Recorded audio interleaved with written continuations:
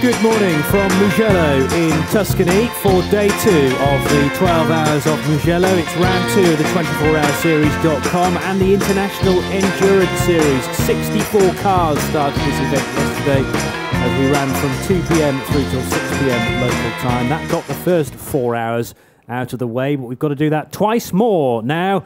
From 9:30 through till 5:30. This will decide the 12 Hours of Mugello. It's Johnny Palmer, Joe Bradley and Nick Damon, who we can join now down on the grid. Good morning, Johnny. Good morning, everyone. How are you today? Well, it's a fantastic... Yeah, more. All there is blue sky over the Tuscan hills. And we come round this way. What we're really interested in, very fast racing cars. So we've had 4 hours of the 12 Hours of Mugello. And, of course, at the moment where they said stop last night at 6 o'clock, the car leading was a Renault RS01, driven by Nicky Pastorelli. Nicky, we spoke to you at the end of yesterday. What did you have for dinner? Not so much. I want to try to be as light as possible to go away now after the start. So you are a lap and 2 meters ahead, but very different amounts of fuel on board. I mean, do you know, I won't ask you what you're doing, but do you know what everyone else is doing? Not everyone else. The cars around us that we are racing, the only thing I know that they can go longer than we can.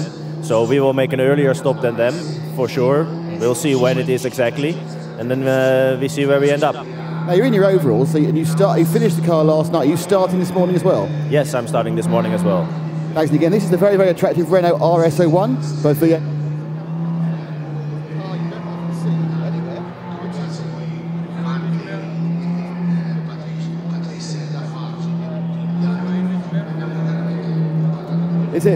It's basically the dream of one man, Cameron Glickenhaus, and you can see it's actually, well, it's a GT3 car. This, as you can see, built as a full-on race car. Apparently, at some point, you'll be able to buy one for €2 million. If you have €2 million down the side of the... so, right, follow me on that, because the Glickenhaus people are obviously keeping... Oh, hang on, important call. The important point to call here, Mr. Gary Williams, the organiser of the convention. Gary, the camera's there, mate. Gary, so a year on, Mugello, very different feel this year because, of course, we've got 63 cars, but most of them are the faster cars because the touring cars are all going to Silverstone in a fortnight. Is that how you want to see the two series evolve? No, clearly no. What we would like to see, of course, we're really happy with the grid we have here. It's still a mix with GT cars and touring cars. So our 24-hour series, we intend to have the GT cars and touring cars as a combination, and separate from that we would like to have the touring car champion separate, because we see there is a market for it and we got a lot of questions for that. But the origin, let's say, of our endurance racing 24 hours should be a combination of GT and touring car, because that's wonderful. Given the fact that the touring car teams can enter, hopefully next year, perhaps 14 events, do you see that they'll choose either a championship or you'll see touring car teams in both championships? Okay, well, what we expect is that there are many teams that will go for the touring car series, but there are also a lot of, let's say, I would like to say, really 24-hour series racing fans and motorsport enthusiasts, and they will probably choose for the combination, because that's what we have always done. So we think they will fit. I know we're on the grid at Mugello, but how excited are you to be in Silverstone in 2 weeks' time? Oh, actually now I'm here. I'm excited for Mugello, but of course to go to Silverstone, to the heart of motorsport, we're really looking forward to that. Thanks, Gary. And back to the very important world of Mugello, and in third place it is this. Now, this is the Audi 14 car of name's completely got my head there. Joe Osborne, that's who I want to talk to, from Optimum Motorsport. Joe, you're in third place, but we think you're net in the lead because of the amount of fuel you've got in your tank. Is that what you feel as well? Yeah, hopefully, being positive. Yeah, we're full of fuel and brand new tyres, so we know both the guys in front need to stop. Obviously, the Renault has a couple of laps on us, which is about a pit stop around here. So it's going to be pretty nip and toe. Just looked on the front brake pads of the Renault as well, and looks like they need to do a pad change fairly soon. So yeah, it looks like advantage us. Well, that's impressive spying there. Any other tips you can give us about the other cars on the grid? No, they all look quite clean, to be honest. So yeah, tempted to throw a nail in the tyre and stuff, but no, we're playing it clean. Now, it's a very good point about the scheduled stops you tend to need to make in a 12-hour race for consumables like pads and brakes. The old SLSs being heavy old things always had to change. Can the Audi run 12 hours in a set? Easily, yeah. We did 24 in Dubai. Dubai's probably harder on brakes as well, so yeah, we're up to like 4,500 Ks in testing on brakes now, which is well over 24 hours, so we're happy as Larry. And you're starting? Yes, will be. Yeah, early morning wake up.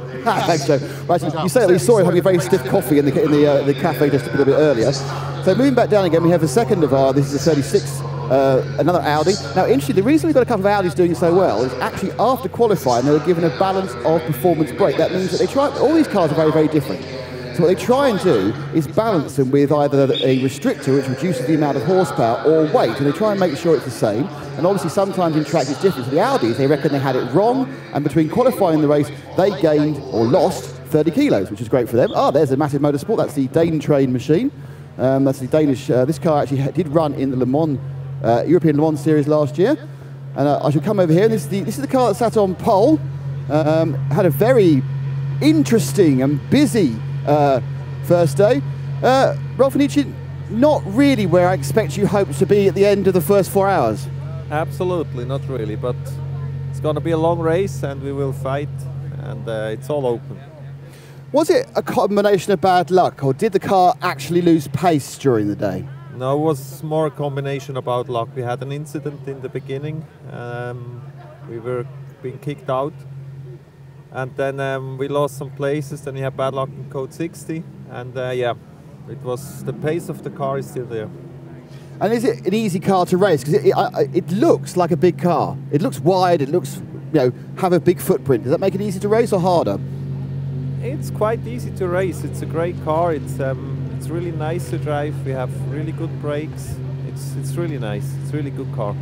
As Rolf, so this is the car that started in pole with a fantastic result by Christian Engelhardt, but then just went backwards. So we come down to more Audis. You see these Audis having a lovely time thanks to the balance of performance. Now, the thing to remember is that actually these are not the first 15 cars on the road, because what happens in the restart is they line all the cars up by class order. So first of all the A6s, which are the GT3 cars, and the reason I know that is because that bright orange car just here, which is the car which has been piloted by Robert Kubica, that spent about an hour in the pits right at the beginning of the race, having had problems. But now it's up and running again, and I'm going to speak to it, Jan Prokop.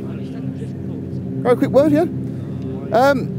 Very difficult start for the race, but how are you enjoying it now the car's running? Yeah, that's why we stay on the race, because we lost a lot, so there was a question if to continue, but we said, yeah, we have to try to enjoy and learn a lot of new things, so that's why we are here again in the morning. The race is lost, but yeah, we try to enjoy. Spoken to your teammate Robert yesterday. He said this was a test for further races. Will we see this car in other Creventic races this year? We would like to, because there was a question if I like it or not. The same was for Robert. So for me, I like it. Really, it was nice yesterday, nice driving in the huge traffic, so I enjoy it. So yeah, I would like to come. Fantastic, yeah, that's great. So that is the teammate of Robert Kubica. I'm sure we'll see Robert on the race. One car you aren't seeing here, if you're a fan of the Creventic series we missed yesterday, is the Ram Racing new Mercedes SLS. The engine blew on that car in qualifying, and unfortunately you can't replace an engine in less than 12 hours, and they had an hour and a half, so unfortunately had to scratch. That's the second Glickenhaus. That car was running really, really well. Oh, there's Cameron. We'll have a quick word with Cameron. Cameron, quick word. Jim, Glickenhaus. Jim, sorry. Cameron's my wife. Ah, really? Oh, you named the car after your wife? Yes, yes, absolutely. So we're Scuderia, which is racing stable. Cameron, my wife, Glickenhaus. She didn't take my name, even though we've been married 45 years. I don't know. She figured she wanted her own. Oh, can you believe it? Anyway, Jim, anyway, so one car going very well, one car hit some problems. Yes, but you have to realize that this is really a test for us for the 24 hours of Nürburgring, and we're developing the car because they have very strange regulations in terms of they're trying to slow the GT3 cars down, have less horsepower than last year. So we're working on our turbos to make them have no turbo lag, and we don't need to make the giant horsepower. So we have a lot of sensors on it for protection, and one of the sensors wasn't working, and we just felt for safety we wanted to come in and we took the 10-lap penalty on this guy. But the first car is in very good shape, and we have some good fuel in it. It's running well, and I think we're have a real chance. Are you surprised how well you're doing? Because I must admit, we saw the cars, they look fantastic, but we've seen cars that look fantastic before, and they tend to be fragile, but you've 4 hours, absolutely at the front. Oh, we've run 30-hour endurance tests in this. We finished at 24 hours in Nürburgring. This is a strong car. I mean, after the Nürburgring, when we took it back and put it on our surface plate, it didn't move at all. You know, our Ferrari-based car, for P45 Competizione, I don't think it could have gone another lap after. And, you know, for sport, we're going to bring that back to the Nürburgring, and Top Gear is going to actually drive it, and Evo and Sport Auto, the German magazine, so for the fans, and we have a new hybrid system in it. And we're very happy. That car won an FIA championship, so we just figured for the fans we'd bring it back. Fantastic. Thanks, Jim. Thank you. There we go. So his wife is called Cameron. He's Jim. I should pretty have known that because Joe talked to him yesterday, but, you know, who listens to Joe, eh? So now, we've gone through, that's the A6, so you have the big gap here for the next class, which I think is the A6 AM. So there are so many GT3 cars. We have an AM group, and what you'll see is the lead car in AM is the Equipped for Sure car, which is also another RS01, and I think that one of the drivers is over here. I'm sorry, so I can't read your name. Which driver are you? Ah, Mr. Verschure. This is Mark Verschure. So the RS01, leading in Pro, leading in AM. There's been some great work done on this in the last few months, haven't there? Yeah, that's true. The car is amazing, and the track also. The weather is good, and the drivers, Eric van Loon and Harry Kool, are doing quite well. So hopefully we're going to win the Pro-Am. It's a small class, but the Pro-Am means you have to stick to a reference time. Is it difficult to stick that time? Is this car constantly trying to go faster? I'm constantly looking at the lap timer because otherwise I'm too quick, and then we get some penalties. But yeah, it's fun to drive, and there's a lot of traffic. So, you know, okay, if I'm losing 1 or 2 seconds in the first sector, you can gain 1 or 2 back in the middle and the last sector. So it's like a game constantly. So it's good for the other drivers because they have to focus and they have to drive to 145. Brilliant, thanks very much. Now remember, these cars are in the A6 class. They are running with GT3s, just like the Glickenhaus we were talking to Jim about. They're not officially sanctioned GT3 cars because they don't have a production equivalent. But Creventic will find you a home, will balance you down to the others, and we'll see how that works out. The Renault at the front of the grid probably isn't actually leading in real time because it's on pit strategy, it's behind. But it's quite exciting to see who's going to do next. So let's try and we're going to skim through with Sebastian. We're going to go through this. This is the SPX class, which is almost entirely Lamborghini Trofeos, or Super Trofeos, the Super Cup Lamborghinis. There's 4 of those in SPX. And then we get into the phalanx of Porsches. And you'll see the 45 is leading the class there. So there's a massive number of Porsches. I think there's probably about 260, perhaps 1,000, before we come back now into a Lamborghini in a different class. And let's see if we can wander down. This is the 89 car, which is in 991. There is a class. There's a class alone for Porsches, the 991 class. This man's got a hat. I have no idea. Here he is. Hello, sir. Who are you? Hi, I'm Chris Bauer, racing on this car, 89. And so you're starting quite near the front of the class. Yeah. Have you got a big tank of fuel on board, or do you need to stop soon?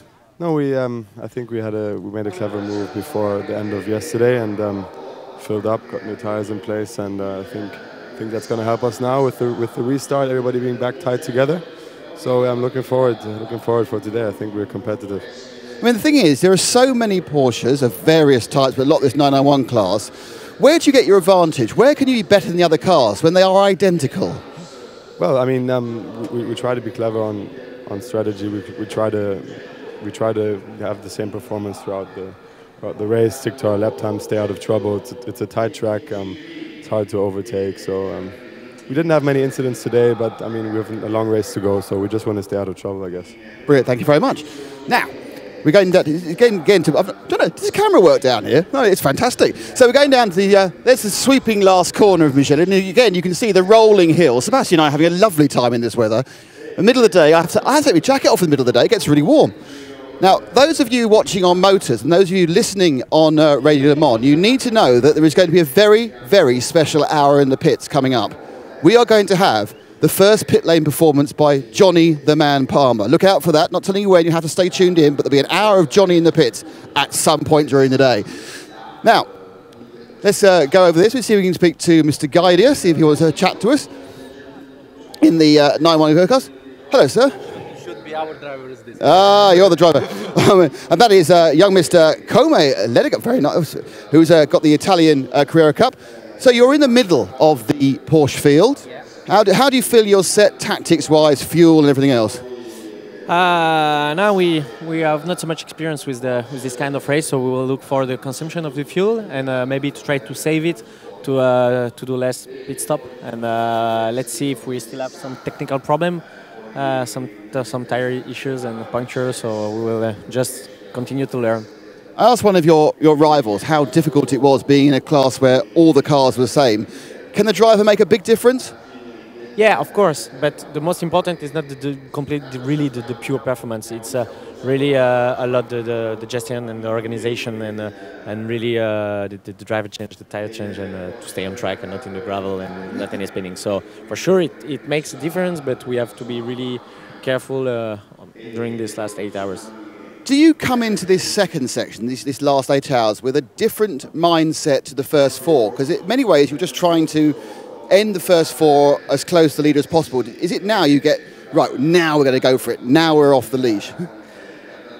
Of course, it's a bit different because you always want to be ahead, so at the top of the field. But we will push really a lot, yeah, for sure, of course, because we have to close the gap. And yeah, for sure, it's a bit different. We will try to save fuel, but not as much as if you are in the lead. Thank you very much. That's Kobe. Now, I just remember that he is from the team. They had an early spin, the Tsunami team, caused, I think, by a problem in the front suspension.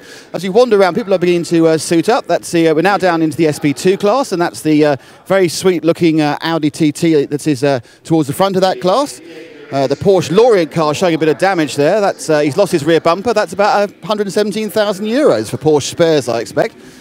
Now, one thing you will notice if you're a big fan of the Creventic series is there are a lot less, as we go this way, Sebastian, there are a lot less around the end of these small touring cars. In fact, there are only 2 cars in the slowest A2 class. In fact, both those had very troubled days yesterday.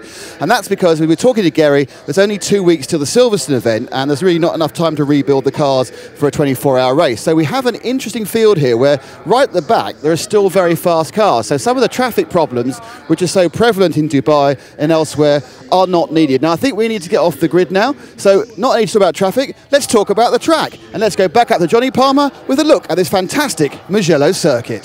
Thank you, Nick, and thanks for selling the hour that's going to feature later on as well when I'm down in the pit lane. Blimey, we're not going to lose any viewers because of that. Anyway, let's have a look at the run down to turn 1. Quite a slow first turn, a hairpin right, and then this sequence of medium speed left and right handers through turns 2 and 3, and then almost identical run through 4 and 5 as well. Short blast down to braking area for turn 6 and 7. This is downhill to the lowest point of the circuit, and then the incline begins through the 2 Arrabbiatas, 1 and 2, and right and left pink at 10 and 11. We saw quite a few people losing it on the exit of 10 and straight lining the left-hander at 11. Hard braking downhill through turns 12 and then the chicane at 13 and 14. This long lingering left-hander approached it from various angles yesterday, I noticed, at 15. You can either go in tight and come out wide or vice versa, but very important to get a good run through turn 15 because that determines your top end speed going up the start and finish straight here. It's far from straight, as you can see from that angle, and it's very much inclined as well from exiting turn 15 up the hill towards turn 1. And a man who joins me to my left, Joe Bradley, pretty crucial to get your exit out of that corner right, because that determines whether you get a good lap time or not. I think this circuit, Johnny, is all about momentum. It's quite a technical track. It's a technical track from the point of an engineering sense, insofar as you've got to get the tyres working well. The corners are all constant radius. There's no real, what you would call, massively stop-start sections. The chicanes even are lovely and flowing, and there's parts of this track which, you know, you have to compromise to get the best and optimize a part of the track that's coming very, very soon. You need to be, especially the final turn. The final turn is crucial. The exit, it's a sweeping downhill exit, but then it starts climbing, and you climb the gradient past the pits, and then as you go over the brow of the hill, you're virtually into that braking area straight away. So you can't see the braking area until you're at the braking area, so to speak. You go over a brow. But it's crucial to get a good exit out of that final turn, because you're then carrying all that speed, that increase in speed, if you've got the line right, all the way up the hill and across the line to finish. And that's a long, long straight into turn one. And because of the nature of that lovely, sweet and gradual one, I think it's about a 190-degree turn. It's quite a long, long corner, and I would imagine the drivers are just, waiting to get onto the throttle. When do I get onto the throttle? If you gauge that if you're onto the throttle too quickly, you're going to wash out, and you're going to scrub all of that speed. So you need to be absolutely clinically clean, and I think that goes for the whole of the circuit. To be honest, the nature of the circuit is very much like that. The other thing we found from yesterday was that the GT3 cars looking to really put the throttle down as quick as they can out of 15, and sometimes there might be an A2 car sat on the racing line, and you think, blimey, I've got to check up here and jink out of its line, so kind of use it a little bit as a draft, but that certainly compromised one or two people's run in qualifying yesterday as well, to have cars of varying speeds sat exactly where you want to go. And also look out for cars towards the end of their stint when the tyres are really worn, because the application of throttle is going to affect that. And I know the GT3 cars, they can play around with traction control, and I would imagine towards the end of the stint, as the tyre wear is becoming more of a significant factor, they're going to be playing around with traction control, because the application of the throttle is going to change through the stint. It's not an easy job being a racing driver, is it? Yes, these A6 Pro and AM cars carry one or two driver aids, of course, as part of their GT3 specifications. So they have anti-lock braking systems and traction control, which serves to sort of equalise the gap between driving ability between your Pro and your AMs, I suppose. But it's still very difficult to unlock that final 3 or 4% required to get a really good lap time for the Pros, that is. And the A6 amateur cars running to this delta time as well, that has been much used in Creventic racing to try and further equalise the field within A6 amateur. A6 Pro, you can go as fast as you like throughout the race. So the 30-second board being shown ahead of this additional 8 hours. We've had 4 already, and this is how the grid stands, the race stands after that 4 hours of running. It's the V8 Racing Renault RS01 in its GT3 specification, the treble 3 car, and that car will start alongside, not in fact another treble 3 machine, but the 702, the Scuderia Cameron Glickenhaus car. And we had a word, of course, with Nicky Pastorelli down on the grid, or Nick did. Nicky finished the race yesterday, and he will continue on into hour 5 in a moment or two. The Mugello pace car has already got its way around turn 1, and actually Nicky Pastorelli pretty slow to get the rest of the field going here, but it'll be 2 formation laps to my knowledge. What we saw a little earlier on, Joe, was that cars had the rear ends jacked up, and they were running the rear wheels on some of these GT3 cars. That's just to get a bit of heat into the diff, I suppose, and the gearbox, get the oil, the lubricants warmed up nicely ahead of the race itself. Yeah, Johnny, exactly. We had park thermal conditions, but we have to have a startup process and a warm-up process, and that's what we saw them doing, just running through the gears.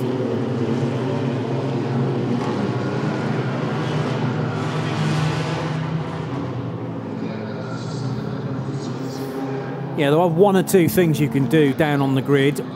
The car's locked into a parc fermé format really overnight, and that means that you can't change tyres, you can't fill the car with fuel. You can change your driver if you wish to, but the team on pole position, V8 Racing, deciding not to do that. You can clean windows, you can adjust mirrors as well.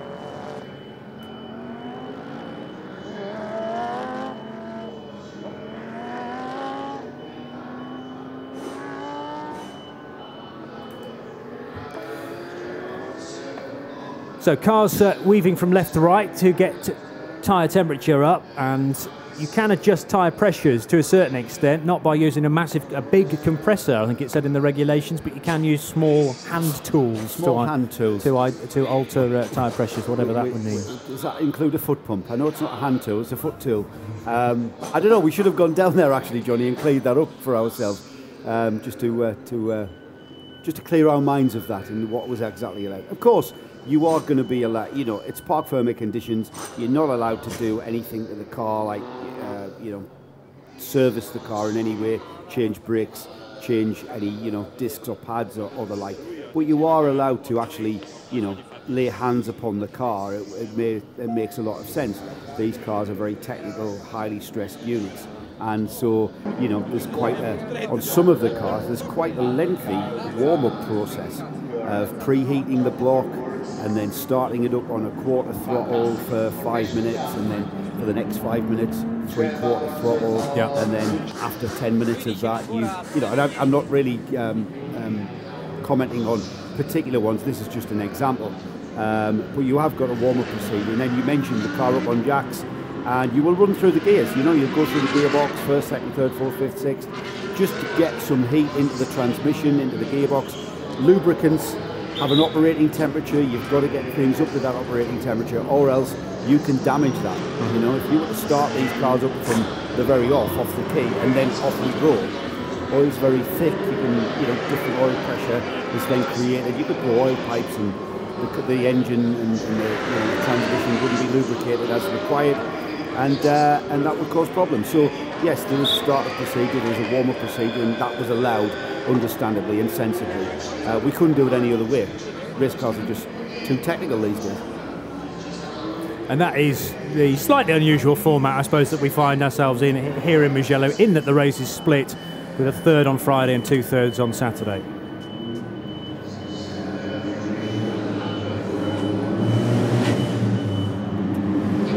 The end of the first formation lap here at Mugello, and one more to go before we're back into racing conditions. I should point out, by the way, that the grid is formed, yes, from yesterday's 4-hour result, but the cars also grouped within their classification at the front of the field. So in fact, although we had A6 Pro cars finish in the top 6, and then after that there were 2 A6 AM cars, there were a couple of 991s that finished 9th and 10th. Actually the 991s are much further back on the grid, because all of the A6 Pro cars that remain in the race have been bunched at the front of the grid. Then we got the 991 class, then it was the SPX class, and the little A2s right at the back, even though they didn't finish nose to tail after 4 hours. That's just for safety reasons, so that you've got the fastest cars at the front of the field once we get going in a moment or two's time. Hello, Johnny. Sorry, I didn't realise my mic was up. Just a quick thing before you get going. The 24 KTM, I'm afraid, is a retirement, and the 224 KTM car, the black machine in SP3, has been wheeled off the grid onto the pit apron, but has no activity around it. It's sitting on the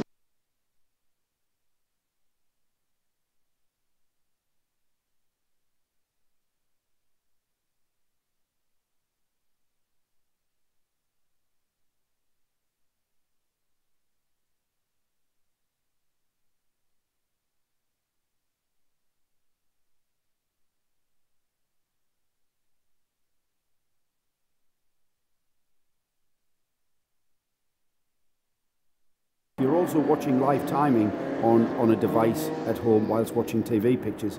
I think you're going to see the timing screens absolutely shuffle around, because we're starting in class, in sections of class order, rather than race or overall track order and track position. So you will see a lot of shuffling around on your timing screens. What is not going to shuffle around are the top 3 cars who were all on a different lap. So that should remain the same until we see and people start showing their cards with regards to how they've addressed this tactics-wise with regards to fuel and fuel limitations. We know Nicky Pastorelli in the leading Renault RS01, he's got very little fuel available in that car. It remains to be seen just how many laps of fuel he has got in that car. Whereas the Optimum Motorsport Audi R8, not sure about the Glickenhaus in second place, but the Audi R8, the Optimum Motorsport car, Joe Osborne at the wheel, we know that Joe's got a lot of fuel on that car and he can run pretty much a full stint because they chose to refuel that car very late on in the race, almost at the finish. So the cars are forming up into their starting formation then, 2 by 2, and as they work their way left and right through the relatively tight chicane between turns 12 and 15 and into Bicini, which is the final corner of the circuit. It'll be Nicky Pastorelli then to start hour 5 of the Mugello 12 Hours for 2016. Thomas Much starts in second position. So those two drivers finished yesterday's first portion of the race. There has been a driver change in car 14, the Optimum Motorsport Audi R8, because Ryan Ratcliffe finished yesterday's first portion of the race. It's Joe Osborne on board the 14 today. Christian Frankenhout starts the 10.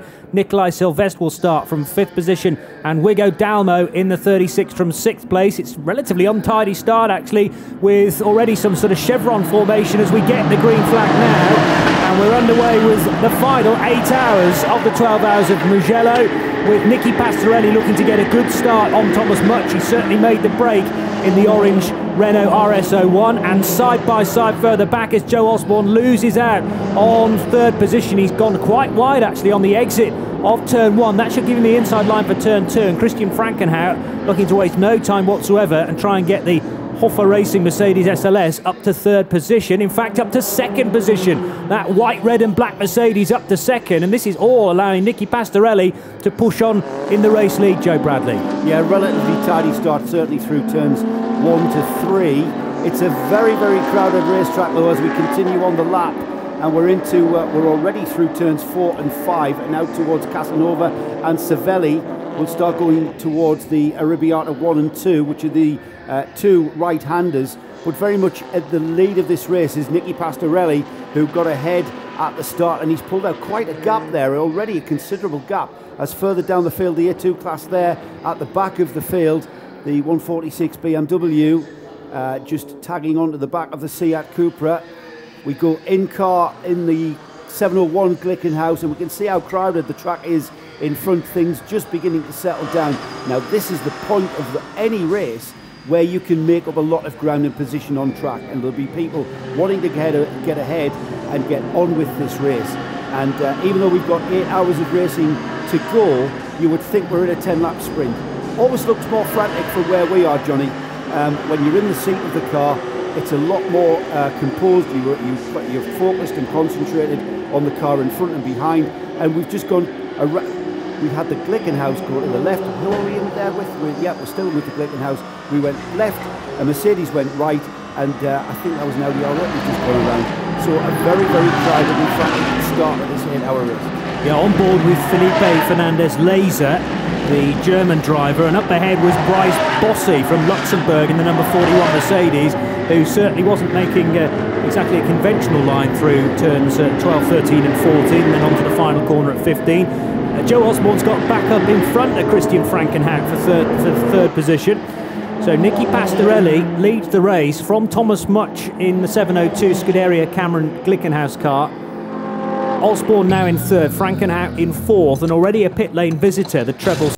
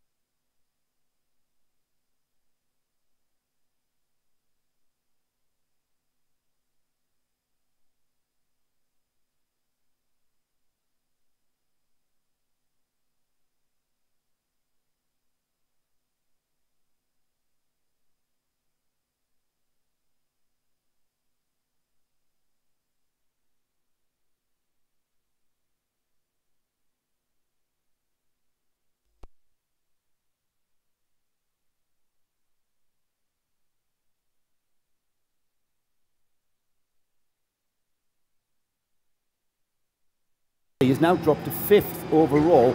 We're talking about the 333 numbered Renault RS01. He spent 7.5 minutes in that pit stop to refuel. So I think he was caught in a queue at the service station, because we're looking at the average kind of pit stop time has been around about the 4 minutes, and that's 3.5 minutes more, so that's twice the time.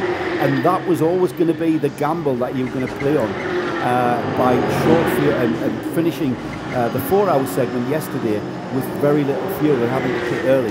And that has not gone their way at all. 7.5 minutes lost in the pits. He's now 3 laps off the lead lap. Meanwhile, Christian Frankenhout's got his way up to 2nd position in the number 10 Hoffa Racing Mercedes. So the Swiss squad with the Dutch driver going very nicely indeed. 0.3 of a second, that's all ahead of Joe Osborne. Nikolai Silvestre for Massey Motorsport runs 4th. Pastorelli finally going out now from the pits, as you just mentioned, Joe. Paul Lafargue, the 17 car, which is the IDEC Sport Racing Mercedes, in 6th position. Then it's Harry Collin in car 23, the Equipe Vasseur Renault. So that's doing okay. We had a word, of course, with Mike Vasseur on the grid ahead of the race. And Wigo Dalmo, who started 6th, has dropped a couple of spots. Rolfie Nykin, the 963 GRT Grasser car, that machine got pole position in qualifying yesterday and currently runs in 9th, ahead of Martin Conrad in the 31 Spirit Race Audi. A couple of Audi R8s there working their way through turn 1 and up the hill to 2, caught behind the Lamborghini Super Trofeo. There's the GRT Grasser Lambo, the bright green machine, number 963. We'll see that pop up now out of turn 3 in a moment, but that's Joe Osborne in the 2nd of the Audis in shot. It's a white and black car with the orange flecks on it. The treble 6 car down in 27th position, as you can see from the digital screen. Jaap Bartels piloting that for Vincenzo Sospiri Racing. And it is a Lamborghini Huracan Super Trofeo. And in 35th position, another Super Trofeo spec Lambo. And the Lippert Motorsport car, that is, number 12, driven by Nigel Greensall. There are a couple of BMW M235i Racing Cup cars here this weekend in the Cup 1 class, both from Bonk Motorsport, 145 and 146. And the 145 car being driven by Axel Berghardt. That's a great name. And it's a German squad, Bonk Motorsport, regulars within the Cup 1 division. There are normally 6 cars in that class. In the Dubai 24 Hours, we get the full quota, and hopefully at Silverstone we'll have the full 6 as well. But again, the Cup 1 class struggling a little bit this weekend because it's only 2 weeks until the inaugural Silverstone 24 Hours, when it's part of the 24hourseries.com. There has been, of course, iterations of the Silverstone 24 Hours in the past when it's been run as a brick car event, but it goes into a new era very much in 2016. We're hoping for something like 60 car entry for the Silverstone 24 Hours over the weekend of the 1st, 2nd and 3rd of April. And once again, there'll be full coverage on radiolemans.com with a full team. So 15 minutes very nearly gone of this morning's portion of the race. That makes it nearly 4 hours and 15 minutes into it, and confirmation as we go underneath the gantry there on board with the 67 GDL Racing Mercedes, another one that where things have not gone to plan so far. Rick Brukers is your pilot, and this is a Mercedes SLS. It should be up there. It's another A6 car, Joe. That's the car that Johnny had huge problems, lost a lot of time in the pits, and that's why they're so far down the field. Fuel, it was a fuel issue. They changed the fuel cell, i.e. the fuel tank. Wow. And then found that the problem was actually just in the electrics and the fuse. It was in fact just a fuse. It's always very frustrating when that happens. But that car back and running, and probably having a great time running through the Tuscany countryside, just being kicked up on the exit there of turn 7 as we go through the 2 right-handers. Beautiful day here, Johnny. The weather forecast is that it's actually going to be slightly warmer than yesterday. We saw highs of 18, 20 degrees in the middle of the day when the sun is at its highest. We've still got a little bit of morning haze there off on the horizon, but the temperature rising. We're going to see highs towards 23 degrees today, so an even nicer sunny and warm day here in Mugello. And so what we know is going to be consistent is in fact the weather and track conditions. So normally going to be created by maximum normal weather. Beautiful place in the world to be. Confident to find a place to be for a motor race and the Italian countryside. Again, really different lines being used through that final corner. I think that's mainly because the second of those Mercedes up ahead of the GDL car just judged the braking point slightly too late there and had to allow the car to wash out mid-corner, but then that actually catapulted the light blue and white car out of the corner a little better. For some reason the GDL car didn't go through there, and that's not the prescribed line into turn 1 at all. The 58 car, which was being hassled and harangued by Milos Pavlovic yesterday. I'm going to suggest that's not Milos Pavlovic in the 58 car this time. That would be an unusual error for the man from the Czech Republic. I'm trying to now scout down the timing screen to see who's in the 58 car. I think it's about a 4-driver line. It is Milos Pavlovic. Wow. So mark this date in your diary. That's the SPX leader, by the way, Johnny. A mistake from Milos Pavlovic. He's thrown it into the gravel, and judging by the tyre marks into turn 1, was that as a result of contact? That's an odd line, isn't it? Well, it looks like he was on line initially, and then perhaps there was a point of contact which has steered him left and into the gravel. So double wave yellows down at turn 1. The tractor's on scene very quickly indeed, and Milos Pavlovic trying to make sure it's in neutral in readiness for this car to be towed out of the gravel. But as you say, was the class leader, Joe? Yes, indeed. Class leader. Let's just find him again. Yeah, 12th overall. On 121 laps, 4 laps off the overall lead. Obviously, we're not expecting an SPX class car to be challenging for the overall lead, but he certainly was holding his own at the front of the SPX class, so they will be absolutely good. Now, very early in this race, obviously, with 7 hours and 42 minutes remaining, plenty of time to recover, but it's where they're recovering that car too, and it looks like they're not going trackwards, they are pulling in behind the wall, probably to gather the car up and see if they can restart. It's hard to say. Johnny, you saw the tyre marks there, and it looked like he had black tyre marks into the braking area. Whether or not he just lost it into the brakes may be challenging, but while we were in car with Rick Breukers in the Mercedes, you saw off in the distance the cloud of tyre smoke, so a lot of tyre smoke. It's a long way to go off there, isn't it, as well? Because the gravel trap didn't really do its job there in terms of slowing the car down. Good question. Trim, I think. It shouldn't be there. It's an unusual shaped bit of trim.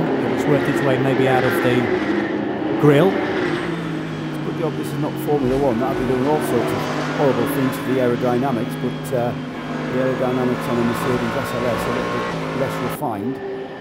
At worst, I think that's going to be a distraction for the driver of the 18 car. Can't tell you who that is right now, but it's certainly very good times for the 18. So it'll be one of the quicker drivers allocated to that car for V8 racing. You know, that car dropped way down the field. I think that's on a recovery drive, Johnny. Oh, big style, yeah. V8 racing having to put all their eggs in one basket as far as the Treble 3 is concerned. The 18 has not had a good run.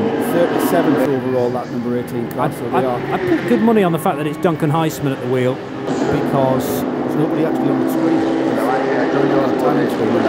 That's what I'm saying, yeah. It's, unfortunately, we can't identify who it is, but I'm just trying to work out the behaviour of the car and the times as well. Heisman is the quickest driver in that lineup, although Luke Brahms and Rick Abrecht don't hang around. But let's have a look what sort of time it's going to do as it crosses the line. It's down in 37th position, and the time for that lap, last time around it did a 1:54.3, and it's a 1:54.5. So its best lap time today, a 52.9, set earlier on in the stint, I believe.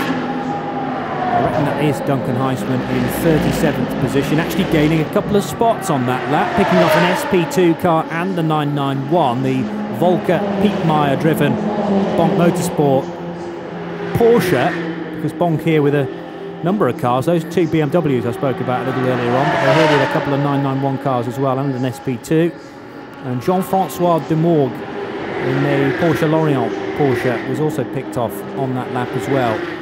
Here's the GRT Grasser Racing Lamborghini Huracan. Our pole position car at the very beginning of this race.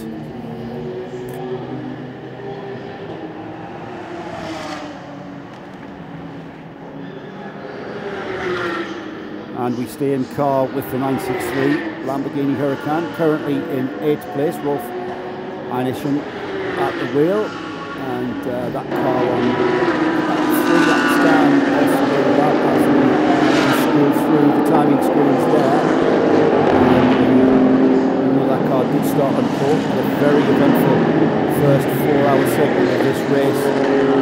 Bad luck, we heard Nick Damon talking to Rolf just before he got in the car to start this 8-hour section of the race. And we have now got a change of lead with the 702 Glickenhaus car into the pits and resuming 3 minutes.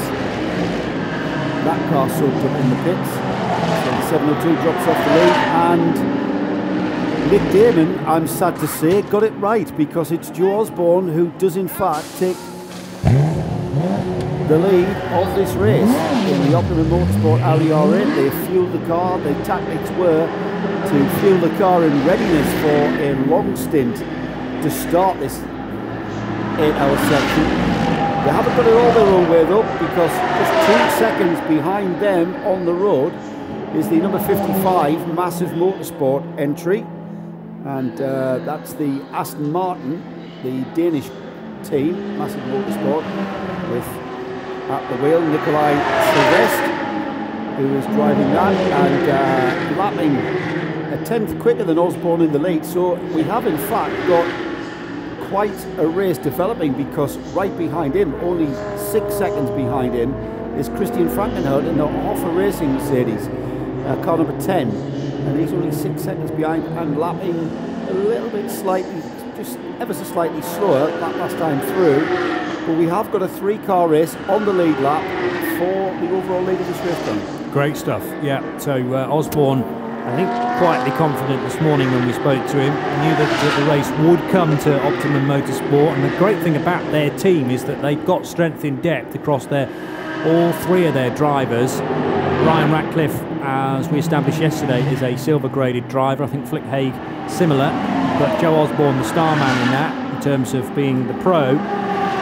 But Ryan and Flick can offer great pace, as well as their single stints yesterday proved. I say single stint, but they're still 2 hours in length. Flick did over an hour, and Ryan likewise. I think Joe did just about the lion's share of the driving. He starts today. Nikolai Sylvestre up to 2nd position though in that Massive Motorsport Aston Martin Vantage. And that car is exactly the same one that ran in the European Le Mans Series last year, although they've changed the specification very slightly so that it can run in this race. They'll be changing the fuel tank size and also adding a little bit, or taking a little bit of weight to it or from it. I can't remember which way around it is now, but the car will have to be a very slightly different weight as well, between GTC regulations and GT3 as it is here. That's the 206 numbered Audi TT, the RS2 TT, which is in SP2. And Christian Frankenhout running in 3rd position ahead of Thomas Much, who led the race a little earlier on, but he's now down in 4th position. Nicky Pastorelli running in 5th after 1 pit stop this morning. Paul Lafargue is 6th. We go Dalmo 7th, and Rolf Eichen working his way up to 8th position now.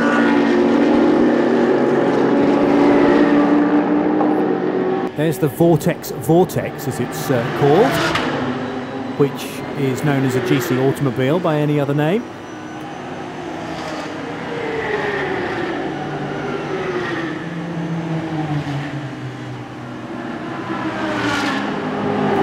So a 14 car working its way now up towards turn 1.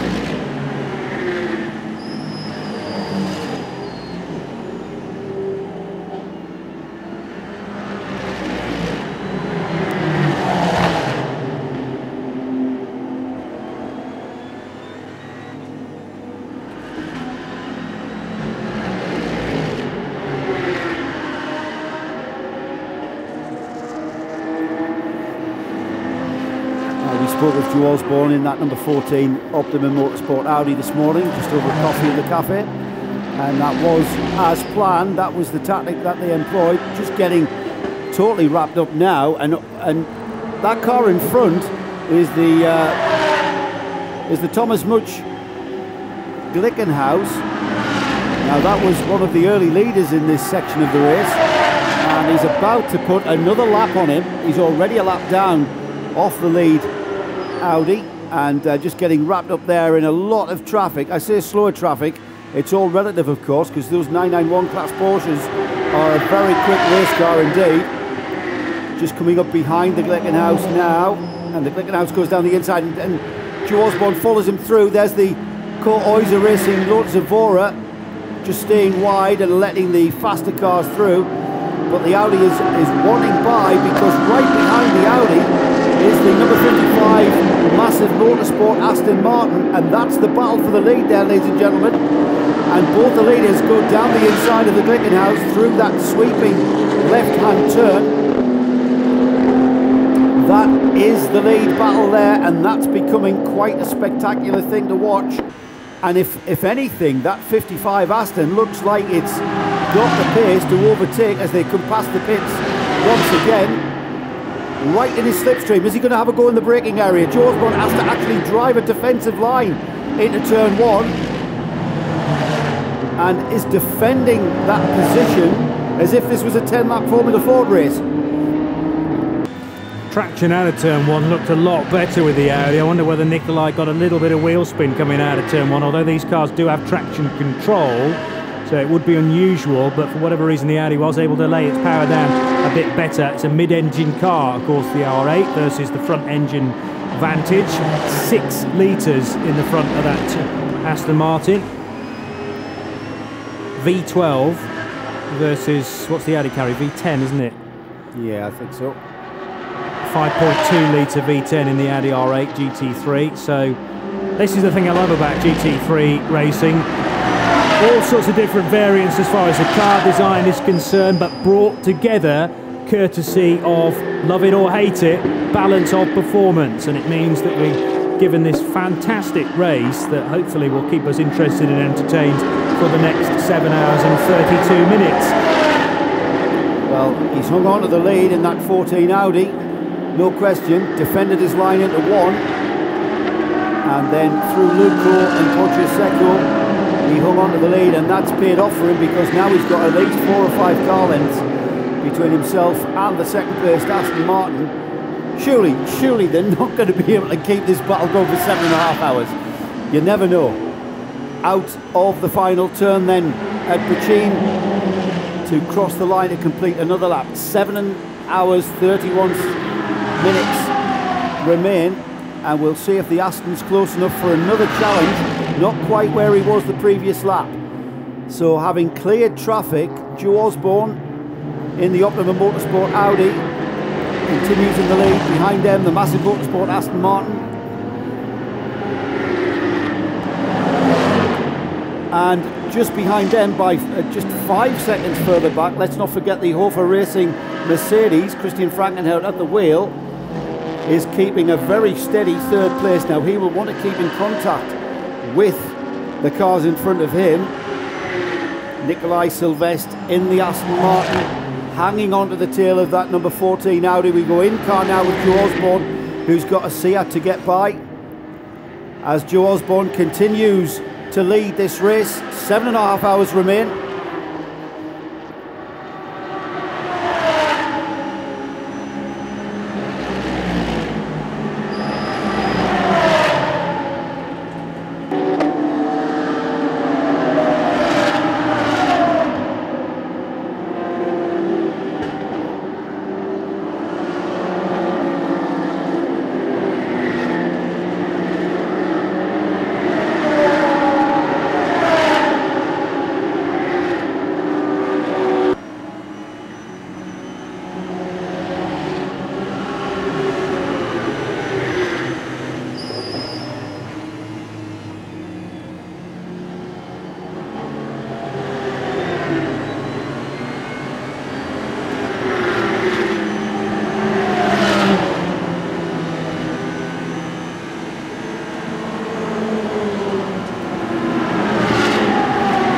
So we continue on RadioLeMans.com. Johnny Palmer, Joe Bradley and Nick Damon down in the pits as this battle for the lead rages on, although Joe Osborne is able now to keep Nikolai Sylvestre a bit more of an arm's length. I thought Christian Frankenhout might be looking to join this scrap ahead of the order, so we may have a 3-horse race in this phase of the race, but actually Christian Frankenhout not able to live with the 2 cars ahead of him and finds himself 6.2 seconds adrift of the massive motorsport Aston. Thomas Much a full lap down now, and these cars were lapping the 702 car a little while ago. That's what in effect bunched them up, I think. Nicky Pastorelli last time around, a very impressive time, 152.1 for the Dutchman, and that is pretty close to Osborne and Sylvestre's time.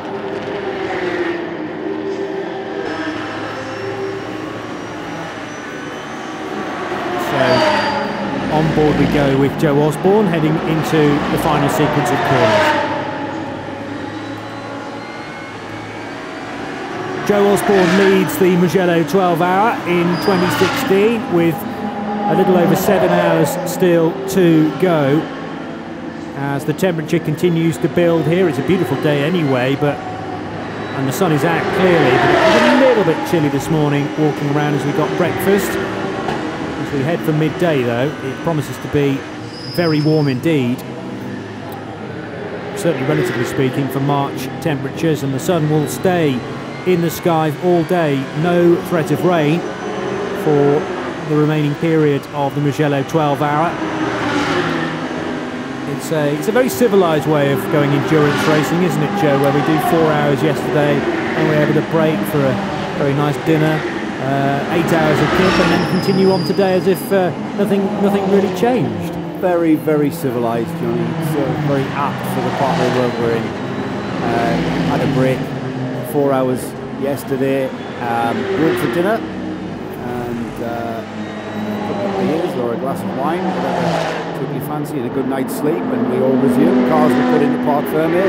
We've been going for just over half an hour now into what is the final 8 hours of the 12 hours of Mugello, and already we've got a very, very tight race that we have developing. Joe Osborne is hanging on to the lead. He's done 134 laps. He's got 1.5 seconds gap between the second place car, and we've got a car off. That's the 49. That's the DriveX Audi R8 off the track.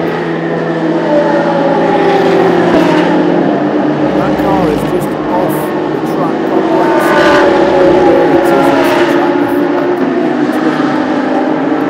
It's down at turn 6 and 7, isn't it? Yeah, I think so. Casanova and Savelli, the right-hander there. Casanova, the left-hander, Savelli. Now, will that bring out our first cold 60 of the day? With yellows into the corner. I'm sure the driver's just cycling through the resets there to get the car restarted. He'll be in radio communication with the team and getting some advice on how to get that car reset and back underway as we go back in car with Joe Osborne, who I've got to say is being very, very disciplined indeed, dealing with this traffic, coming up upon battles all the way down the classes. Little wave there from Joe, saying thank you for staying to the right, as he goes a little bit wide into that corner, but takes the conventional textbook line, late apex, maximises the exit speed through the Luco left-hander, then into the Poggio Secco right-hander, then lights flashing to tell that car that he's coming through, and that's the BMW Cup car that he goes through. He's through Materazzi into Borgio, and then out towards Casanova, where remember we've got that car stranded. Already Marshall's now trying to take that number 49 private Audi.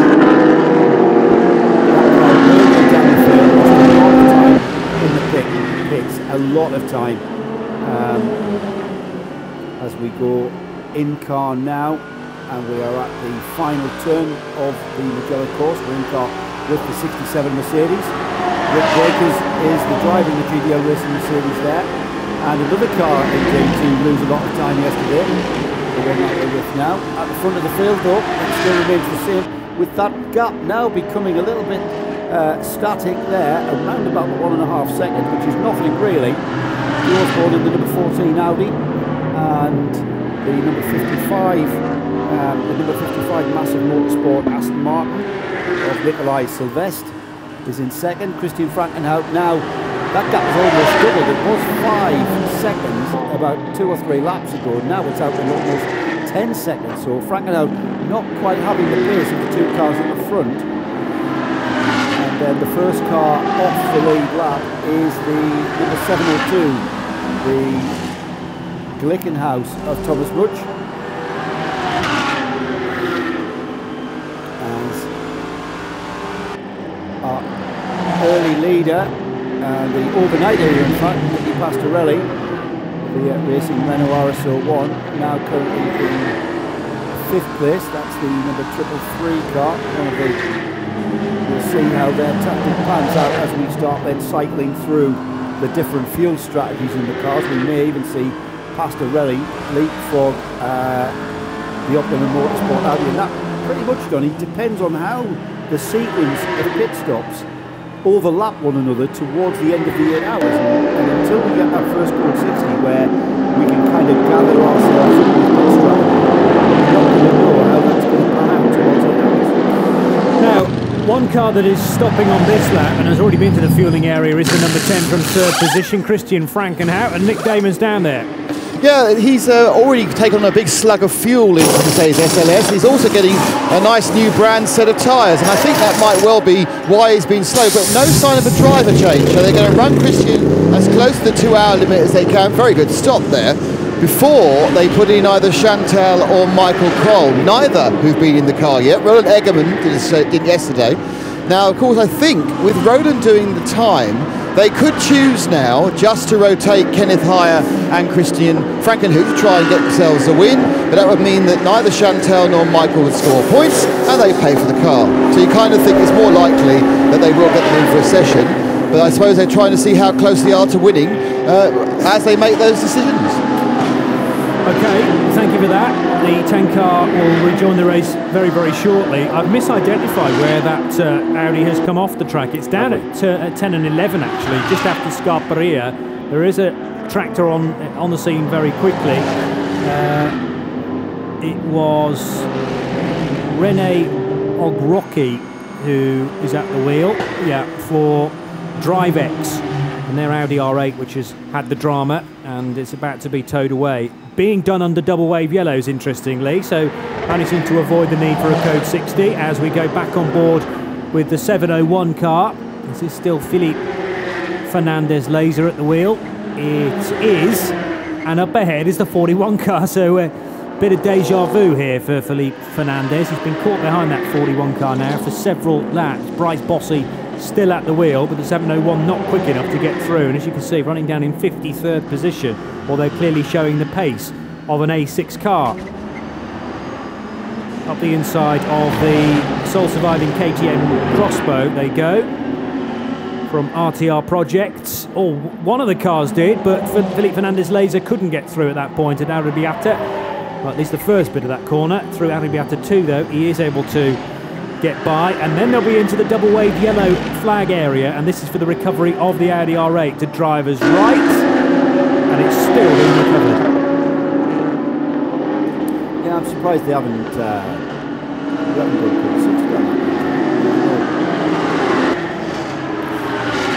It is on the inside of the bend though, isn't it? It's unlikely that another car will end up there, and it's a relatively safe place to be recovering a vehicle, because if anything you'd expect the cars to run out wide to driver's left rather than that relative safe haven on the inside of the bend. Yeah, it's probably what the decision was as well. We had waved yellows for at least 2 laps so that everyone got a sighting of it, and we deemed it to be safe enough, having raised awareness to the whole field that recovery was about to take place. For me, that's much better. You know, it keeps the race alive and keeps our ability to speculate on pit stop tactics alive and thriving, because we will see just where and how much fuel that Optimum Motorsport Audi, the current leader, car 14, we're in car now. I was just saying, Johnny, just how disciplined Joe Osborne is through the traffic, and he's been able to keep his pace enough and not be held up enough by the way that he deals with traffic, and has been able to maintain that lead over the second place Aston Martin. That last time through was 2 seconds, and he just sides past the traffic there. It's against a 991 class Porsche. Porsche moves to the left, Joe will move to the right to take the optimum braking line into the right-hander. Just hugs the curb all the way through, gets on the power, swings the car over to the right, down towards Arabiata 1 and 2, are we? No, not quite. No, he's just heading into 15 there, Puccini, and the run then onto the start and finish line. I have to say, it'd be interesting to catch up with Joe after this stint to find out what he thinks of the Audi R8. Optimum Motorsport still relatively early on in their programme with the new Audi. There's another one of them, by the way, the Kirchhoff-backed 34 car, but it does seem from the outside looking in to be one of those cars where you get quite a bit of feedback from it, and I think it starts to break loose a little, but not so much that it's terminal. You know, you do have a chance to correct a slide or adjust your braking point, and they said that an awful lot about the Mercedes SLS, in that it was a very easy car to drive, forgiving. It wasn't going to bite you. Yes. And that's all about setup, Johnny. That's the way that the car will be set up. It'll be set up. You do not want a knife-edge car for 12 hours, because it will catch you out sometime in that ridiculous length of time to be behind the wheel of the car. But I was going to describe it as being on rails. It's not on rails, because you can see the car moving around a little bit under Joe, and that's, you know, evident of his talents as a GT driver to be able to adjust to it. But it also means that he doesn't have to take the absolute racing line through all the corners. He can adjust lines to lap people who don't have the similar pace as he does in a GT3 car. You say he's being very, what was the word you used, through traffic disciplined, but I think the car allows him to be disciplined. Yeah, I think so. And I think that's, you know, there's a saying that if the car's comfortable to drive, if a race car is comfortable to drive, then it's not set up to go as fast as it can. However, in endurance racing, where you've got a mix of drivers and a mix of driver abilities and experience, you've got to go for a compromise. And that compromise, for me, will always be one of having a very neutral, balanced car.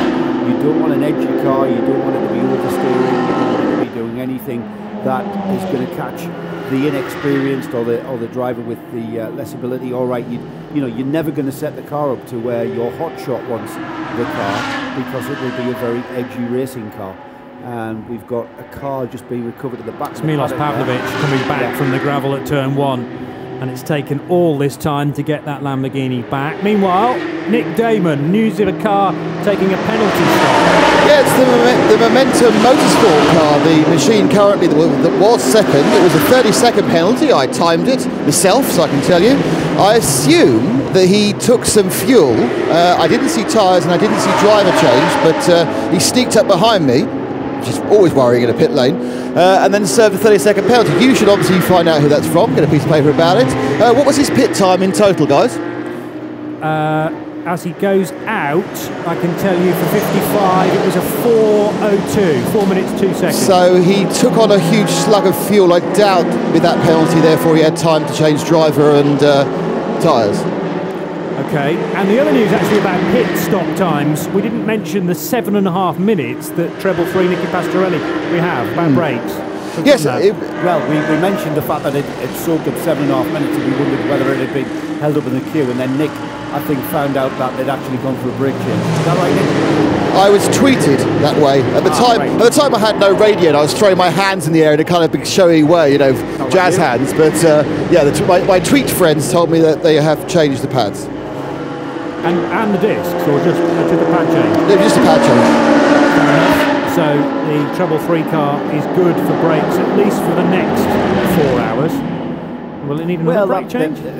I don't think so. I think they've probably chosen just, you know, that was when they were going to do it. When, I don't know, you might want to have done that in a Code 60, I don't know, but I doubt they'll need. Well, I was just thinking you might want to have done it at a half distance. Yeah, but say you've got, you know the brakes will go 10 hours. You've got that 10-hour window of when to do that. So you've chosen to do it now, and then by the end of the race, the brake should be there. I might be proved wrong, because the Renault RS01, remember, is a car that wasn't really designed for endurance racing. It's it's a Renault Megane Trophy car. There it is, in fact, the orange machine. Nicky Pastorelli going around the outside of a Porsche there, and around the outside of the GRT Grasser Lamborghini, almost not giving the Lambo space to get through turn 1. So much overlapping there, it was untrue. I'm trying to work out who's on the lead lap, who's on the second lap, and who's driving a A2 car, but they've just about managed to get through there. It's funny, isn't it? You can have a period of absolute calm where you're on the circuit on your own and thinking, is there anyone else in this race? And then everybody meets each other at turn 1 the next lap. Well, there's a lap difference between that. What we're seeing there, Johnny, is the 963, the green Lamborghini, is trying to unlap itself on Pastorelli, who is a lap ahead of him. Now, if that Lamborghini can get past the Renault RS01, that puts him on the same lap, and then he can start making inroads into the gap to that position. Now, remember, the 963 Lamborghini was the fastest car in qualifying, and was doing very well indeed at the very beginning of the 4-hour race we had yesterday, for a start of this race. Just to mention, let's just pop up on our screen, the fastest lap of the race has gone to Joe Osborne. That last time through, the 150.2 is the fastest lap of the race. Well, it's the fastest lap this morning, and what I need to do now is check back to see whether it was better yesterday. But yeah, what I've found is that the times were reset effectively overnight. So it's the fastest lap today. Is a 150.2 actually the quickest that anyone's managed? It may well be. We certainly saw. I'm sure we saw faster yesterday, James. That's a good point. I know it popped up purple on our timing screens, but of course everything has been reset for the 8-hour race we have today, the final 8 hours of the 12 hours in Mugello. So Joe Osborne still very much at the front of this field, dropping off the tail of that Audi. The lead Audi is the Danish massive motorsport Aston Martin, and Nikolai Sylvestre is still at the wheel of that car. That car has been in the pits and has now dropped 2 laps off the lead lap, but that will cycle through. He's dropped behind the Pastorelli car. So this is where we see things begin to change, Johnny, and the cars then at the front of this pack just come back together as we cycle through the pit stops. Interesting to see that the Aston Martin did choose to pit when it did due to its fuel window, and we just wait to see when the Osborne Audi will pit also.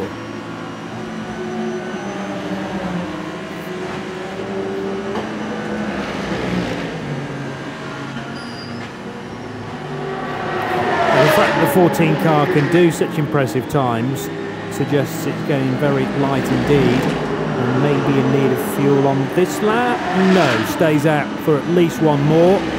About to stick a lap on the GC automobile from the Vortex V8 Racing. Underneath the Mugello gantry it goes, and slightly downhill towards turn 1.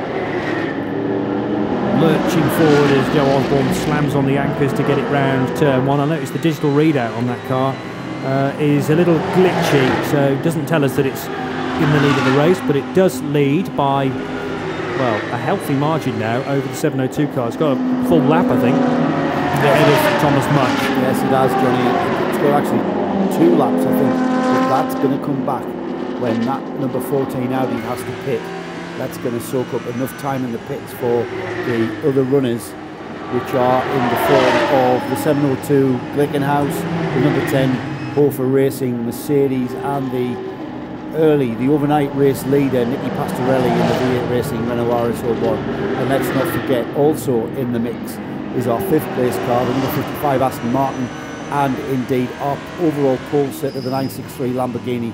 Everyone's still in the mix for the overall lead, and indeed the number 36 car collection Audi still hanging onto the tail of the green GRT Lamborghini, so you can't discount them even at this stage. Osborne being forced out onto the grass there by one of the Seat Leons. I think, in fairness, the driver of that red TCR car had no idea that Joe Osborne was on the curb virtually alongside him. And that's what I mean. There is a little bit of a margin of error for these GT3 cars. He was able to realise, I'm not going to get by him here, ease off, tuck back into line and give it another go. And again, it looks a little bit slidey coming through turn 15, does this R8. How kind is it on those Hankook tyres, I wonder, across the stint? Well, we're 50 minutes into this stint, Johnny, so we are getting towards tyre wear becoming a factor, and as we saw yesterday towards the end of a fuel stint, tyre wear was beginning to show when we saw, certainly from in-car, with the amount of action that was going on with people catching slides and the car breaking away, and that's what we're seeing now in the lead Audi, so maybe we're getting towards tyre wear being a factor. We'll keep an eye on his lap times. Last time through was a 53.4, and that is a little bit slower due to traffic, no doubt, but we'll see if we can get down to his quick lap.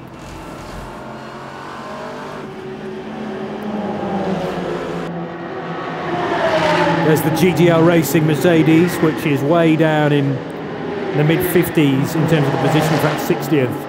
Yeah, 60th exactly. So it's going to be a fair old while before that A6 car starts to work its way up the order. Of course, it has slower cars in front of it, relatively slower cars, because they're in the lower classes, or the slower classes compared to an A6 Pro machine. So there is opportunity for Rick Broikers and GDL Racing to get back up into the top 30, let's say. But any chance of a podium in A6, well and truly kissed goodbye sadly yesterday. Joe Osborne continues to lead, 144 laps completed of the 2016 Mugello 12 Hour. Thomas Much is in second position, but Joe is lap clear of the 702 car. And what is that pouring out of a BMW? I think that's fuel. I know Nick Damon is down there and has got the nose out. Go on, what do you reckon? It smells of what can only be described as petroleum spirit. Yes. There is a hole in my bucket / petrol tank, dear Liza, in the scan grip car, the BMW. Now, yeah, it is pouring out, so it's not a case of someone's dumped a jug wrong or whatever it may be. So it's gone in to pick up some fuel, and at that point, it is now pouring out. This is obviously a bit of a fire risk, so I'm standing a long, long way away from it. Our cameraman is very brave, and he's filming right in the Sebastian, there, filming right in the cockpit of the car, and someone's finally spread some dust on the 335 machine. So no one's smoke. Let's be absolutely clear on this one. That's a large amount of fuel that's fallen out of that. I'm not quite sure how they've managed to do that, because it hasn't trailed any fuel as it entered the pit box. Something just happened whilst it's in the pit box, and it's absolutely gushing out. There's a river of fuel dropping down through the tyres. You can probably see it as Sebastian gets it down there. That someone must have pulled off, or by coincidence, some form of pipe has come off. And yeah, everyone's seeing quite good. There was about 11 people with fire extinguishers, and I was standing in front of them, which isn't a good idea with cars going by. Did it start leaking before? No, not at all. No, there is no trail of fuel from the pit stop. They should really shut the pits at this point, because there's so much fuel flowing out. Thankfully, it's not gone up. I think Sebastian just needs to come back a little bit more, mate, because it could go. They were changing tyres, yeah, and I can't quite see whether they... No, they hadn't changed the tyres. The 4 fresh tyres are still offered to the car. Something was broken at some point, I think, when it went up on the air jacks. The man now is taking off a wheel, which is, I think, okay, because they've managed to powder dry the fuel that's flown out. Yeah, I know. I'm not overly sure. It's an electric wheel gun as well. It's not even one that's powered by air pressure. It's a good powder dry going down. Currently in 34th place in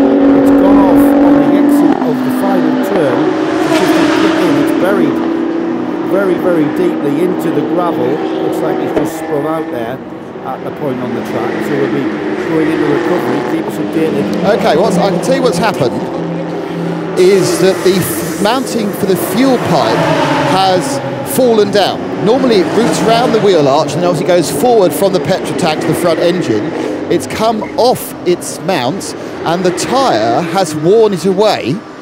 And obviously what happened is the final disturbing, as they were fiddling with it, has just done the ultimate breakage. So they've broken that pipe, which should have been mounted up tightly in the wheel arch, fell down or moved enough to get rubbed away by the tyre. And that then broke at this point. So what's happened is the reason so much fuel has fallen out, because obviously it's only drained the fuel to the level of the pipe. As, that's how physics works. And so by lifting the pipe up as slightly as they have done now, they can stop the leak. They need to get it off, and then a new one's coming in. So that's what's commonly known as a small mistake with a large consequence.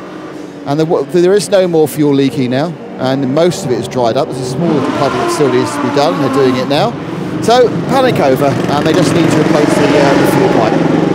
Yeah, very consternation there, Johnny, when you see any kind of fuel leakage in and around the car in a pit lane. Even more consternation when you saw how much of that fuel. I mean, have you ever seen, this is going to sound stupid, have you ever put a match or a light to an amount of fuel on the floor? Having worked in garages. I've never done it, no, but I've watched James Bond, and I've seen people go up, covered in fuel. It doesn't take very long, does it? I've seen 3 pit lane fires. One of which was in F1. No, it wasn't in then. It was actually a couple of years later, the French Grand Prix, when the Tyrrell, I think, of Ricardo Rosset came into the pits, sat there being quite warm. No one knew it was leaking fuel, and suddenly it went whoomph, and all the fire came out from underneath the under tray and kind of curled right round the car. Luckily, as you say, there was only so much fuel to burn, and it made a massive explosion. It was really, really warm. I was good 30 yards away, 30 metres away, and you felt it. Rosset or the driver got out really quickly, but it wasn't a continuous leak, so it stopped after that initial whoomph. But that was amazing. And there have been a couple of nasty fires in sports car racing. Both times I've been lucky enough to be at the other end of the pit lane. People think that just put a light to that and turn it off. It's the fumes that are emanating from that, and it creates an explosion. And that is, that's a very, very dodgy, iffy situation to be in there. That fuel lying around all the time. Remember, because we don't move fuel in the pit lane, no one down there is wearing fire suits. That's why Nick was staying about 30 metres away. Yeah, I think you're like me, Joe. When you've seen it once, you have instant respect for it. Absolutely. That's old and wise. Yes. Old and also not very quick to run away. Just a quick bit of news: the 777, the Polish SLS, co-piloted by our Polish championship friend Robert Kubica, has just served a 10-second stop and go. Okay. Joe Osborne is still out front by a lap, and Thomas Much is in second position with car 702. We're very close indeed to being 1 hour into this race, or 1 hour into the restarted race, 5 hours in total to the 12 hours of Mugello. And there is Nicky Pastorelli right on the boot lid of Christian Frankenhout. So this is the battle for third and fourth on track, separated by half a second, if that. Christian Frankenhout, one of the quickest drivers in the Hoffa Racing combination here in Mugello, going to be put under stern pressure over the next handful of laps by Nicky Pastorelli. Remember, brand new brakes or brake pads on the Renault RS01. It had to come in very soon after the restart this morning to get fueled after they ran it virtually dry last night. And one or two people around the paddock scratching their heads as to exactly why V8 Racing didn't get that car fueled for 4 hours since the was up yesterday. Effectively, we think they did have a free chance of doing that. Losing virtually no time to it. For whatever reason, the team manager decided to keep the Renault out. And it now runs in fourth position. Could that be third? Perhaps on the next lap, because the orange car very close in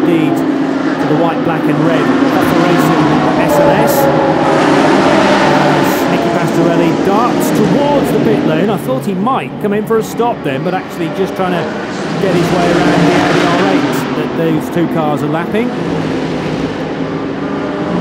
Fifth position, by the way, is, as this move is on here for third position, there at the inside goes Nicky Pastorelli, and Christian Frankenhat didn't offer a great deal of defence at turn 1, and there is the place change for third position. The treble 3 Renault RS01 driven by Nicky Pastorelli for V8 Racing, nipping through at turn 1 to take third position away from Christian Frankenhat. Joe Osborne leads, Thomas Much a lap behind in the 702 SCG, the Scuderia Cameron Glickenhaus 003C, and now Pastorelli up to third position. Frankenhat is fourth, Nikolai Silvestre for Massive Motorsport is fifth, Guido Dalmo, the Norwegian, at the wheel of the Car Collection Motorsport Audi R8 is in sixth place.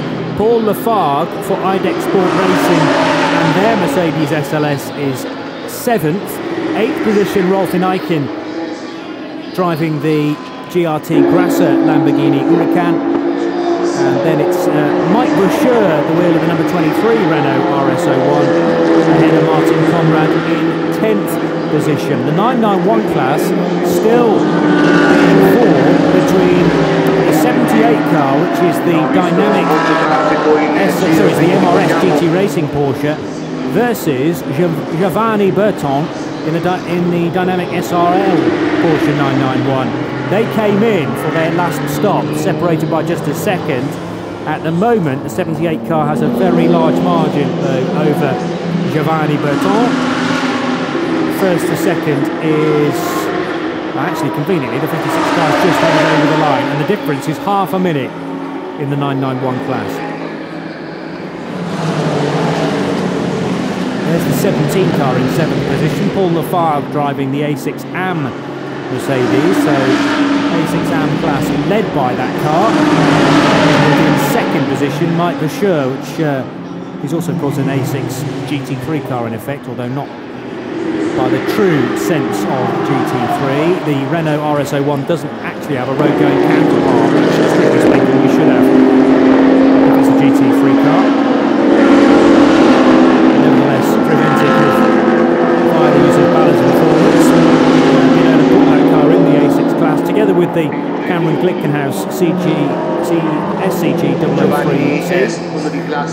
That car is also labelled as a GT3 car.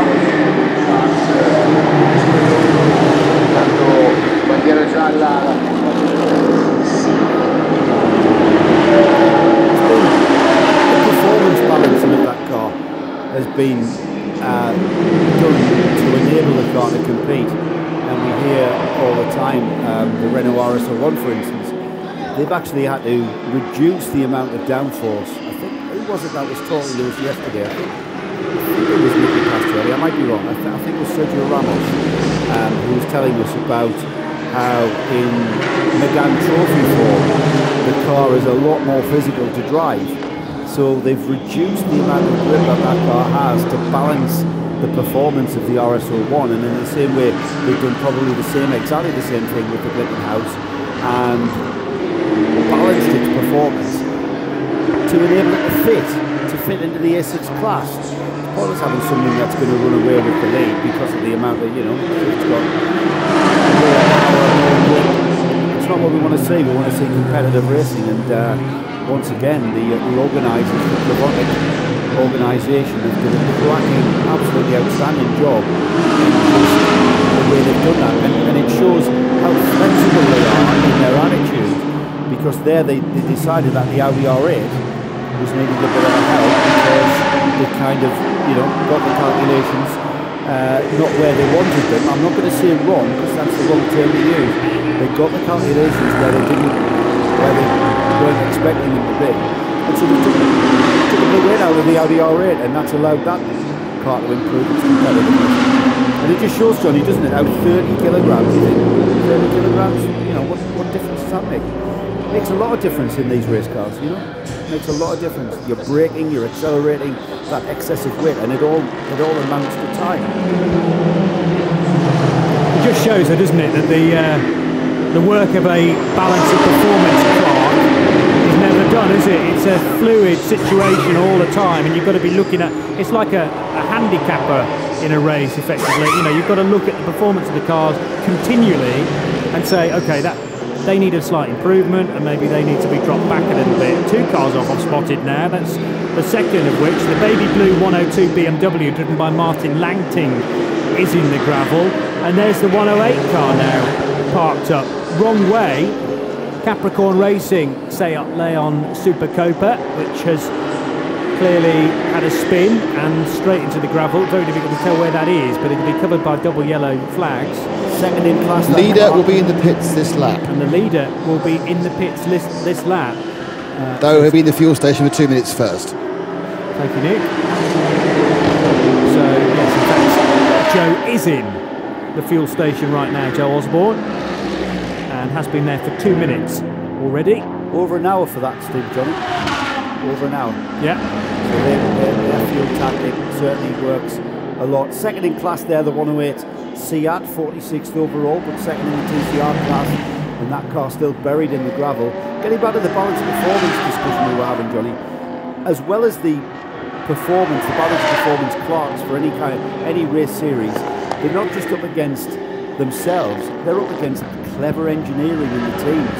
And as the teams get to know the car and optimise the engineering, the way that they set the car up, the way that they make the car perform from an engineering sense, that's what the Clarks are up against as well. Clever engineering in the teams. As the number 14 Audi then, is Nick's down there. Of course I'm down there. Big bright 1 on the side of the car. The car's in the lead. Flick Haig is being installed. Joe Osborne is out. Slightly went over his marks. Didn't seem to matter too much. They put the 3 of the 4 tyres on. Slight issue getting those belts onto Flick. She's obviously slightly slighter frame than Joe, so he needs to tighten right down. Car down and away. And that was a pretty good stop. Pretty good stop. Not perfect, but a couple of things off. And come back to me in a minute or 2, and I'll have Mr. Osborne for a chat. Excellent. Thank you. Joe Osborne taking his helmet off, Johnny, and a cool towel and a glug of mineral water, no doubt, because that was a very finely tuned stint there. We saw how disciplined he was through the traffic, but hey, round of applause to the team. That was a great tactic to bring forward out of the 4-hour segment yesterday, and it's put them into contention for the overall win, albeit he has dropped down the field, or he will drop down the field, and we'll see how that pans out next time through as to where he is. But what we're seeing now is the piece of elastic between the 702 and the 333, the overnight leader, the 333, Renault RSO 1 and Nicola Pastorelli. We'll see that ebb and flow between these cars as this race progresses.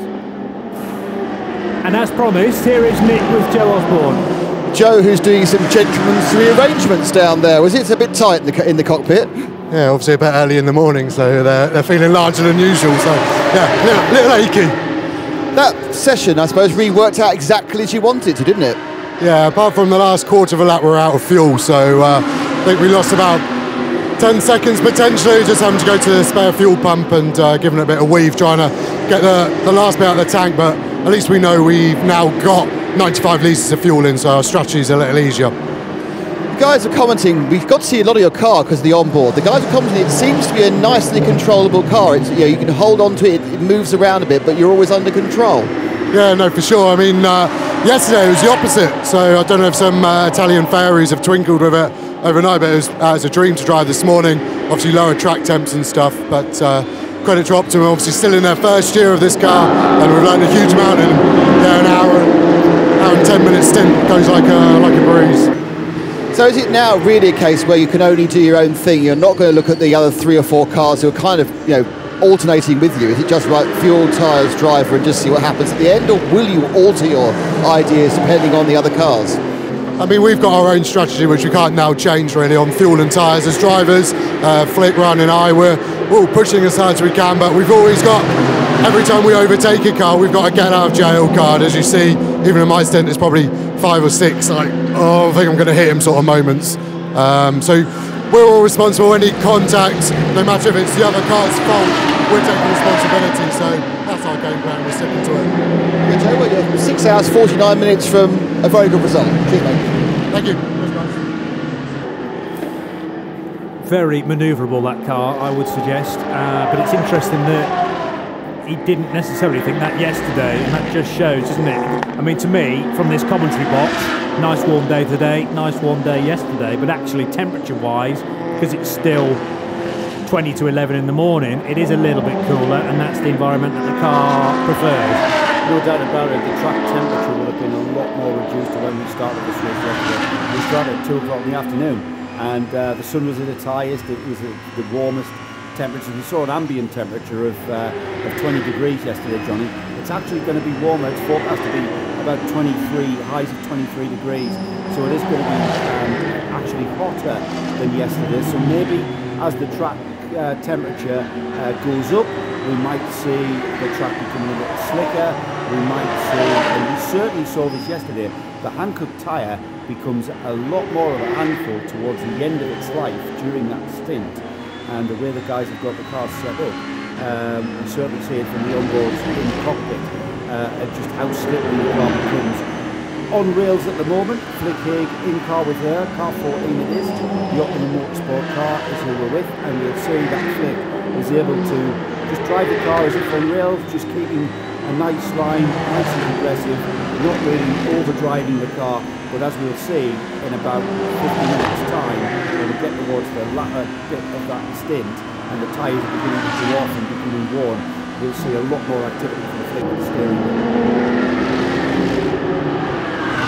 Gerhard Haas in his Capricorn Racing Seat Leon being recovered now. That's the 108 car, the red Seat that we saw in the kitty litter, and it had clearly spun around 180 degrees and ended up buried pretty deeply in those stones. So the recovery tractor being called, and that car now being brought back to the garages, I would assume via the interior link roads rather than on the track itself. That's exactly what happened with the 49 Audi that we saw off a little while ago as well. That's been returned to the garages and is running again, actually. René Ogrocki back in the race in the 49 DriveX Audi. We also saw Martin Lanting in the wars in the 102 blue BMW. That's running again now. So all good news for the recently the cars that we've seen with recent dramas. There's the 108 car actually, so it doesn't need to come back on the flatbed. It's able to rejoin the race. We're looking at 5 of the front running cars on the lead lap, Johnny. Our current leader, the 702 car, is the Glickenhaus. The yellow Glickenhaus continues on its way. Nicky Pastorelli, the overnight leader, is now in second place. And we have to wait a little while before the Pastorelli Renault RS01 comes through. And as our timing screen just updates, it's going to prove me wrong, isn't it? It's going to prove that we have in fact got... here he comes. 39 seconds is the gap between first and second. And then we go to Flick Haig in third.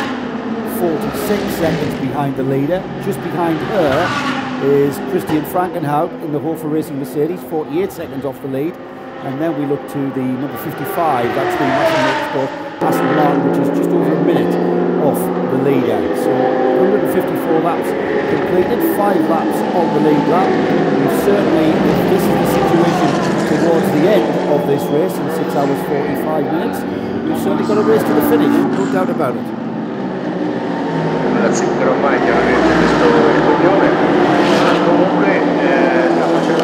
Pastorelli 40 seconds behind Thomas Much right now. There's the Thomas Much driven Cameron Glickenhaus car on a spin for 37, which is the GDLRacing.net entered Porsche 991 Cup car. So from class 991, 6th in that class, and having to be very careful indeed about doing this loop around. Flashing of lights for the Audi, well that's because it was trying to lap the car up ahead, which was an orange Ginetta.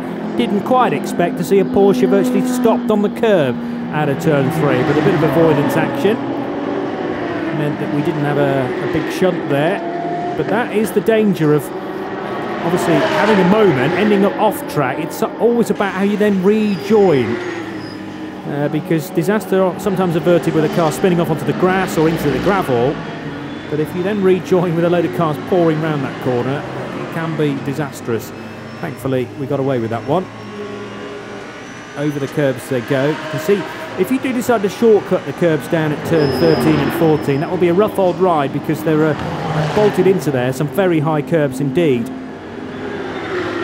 that could catch you out, but that's all designed to make sure you don't shortcut the chicane at 13 and 14, which is pretty high speed at Biondetti 1 and 2, and then down to the braking area at Ucini. On board with Flick Haig, who should be very well placed once the 3 cars ahead of her come into the pit lane. But Nicky Pastorelli, this stint, very interesting indeed. It's impressive from the Dutchman. He is circulating just half a minute behind Thomas Much in the Glickenhaus, car number 702.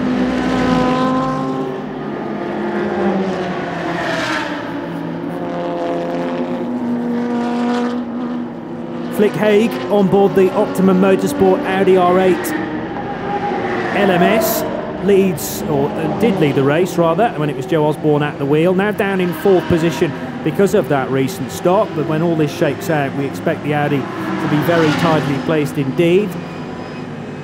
Flick just having to lap one of the many Seats here this weekend into Arrabbiata 1 and now 2. And just over the brow here was where we had double wave yellows not so long back because of a stricken Audi R8, but that car's been recovered and is back into the race now, number 49, with René Obrocki still at the wheel. But that Audi, many laps down. But the race leader, Thomas Much, in the bright yellow 702 Scuderia Cameron Glickenhaus 003C. That car now leads by a lap. No, Gurney, it's got a 30-second lead on Pastorelli. Sorry, 30-second lead, right. You'll find that now that it was 30 plus seconds, it's now 27 seconds. So there's the fastest lap for Pastorelli, a personal fastest lap for Pastorelli today, a 1 minute 50.9. So Pastorelli has got that Glickenhaus very much in his sights, and he's lapping. He was lapping 2 seconds quicker, and he was the previous lap, so he's reduced that gap by 4 seconds. Now 38 seconds off the lead is the Frankenhout Alfa Racing Mercedes, and a further 10 seconds back is Flick Haig in the Mercedes. Also on the lead lap is the Aston Martin of Massey Motorsport with Nikolai Silvestre at the wheel. 1 minute 9 is the gap between the leader and our 5th place car, the final car on the lead lap. We have got a battle forming for this race. We have got Nicky Pastorelli, who has certainly got the people between his teeth, and you can see the lead of that race coming to him. 27 seconds is the gap. And a similar gap between the two 991 class leaders. 33 seconds separate Charles Espenlaub in 11th position overall, but he's the 991 class leader.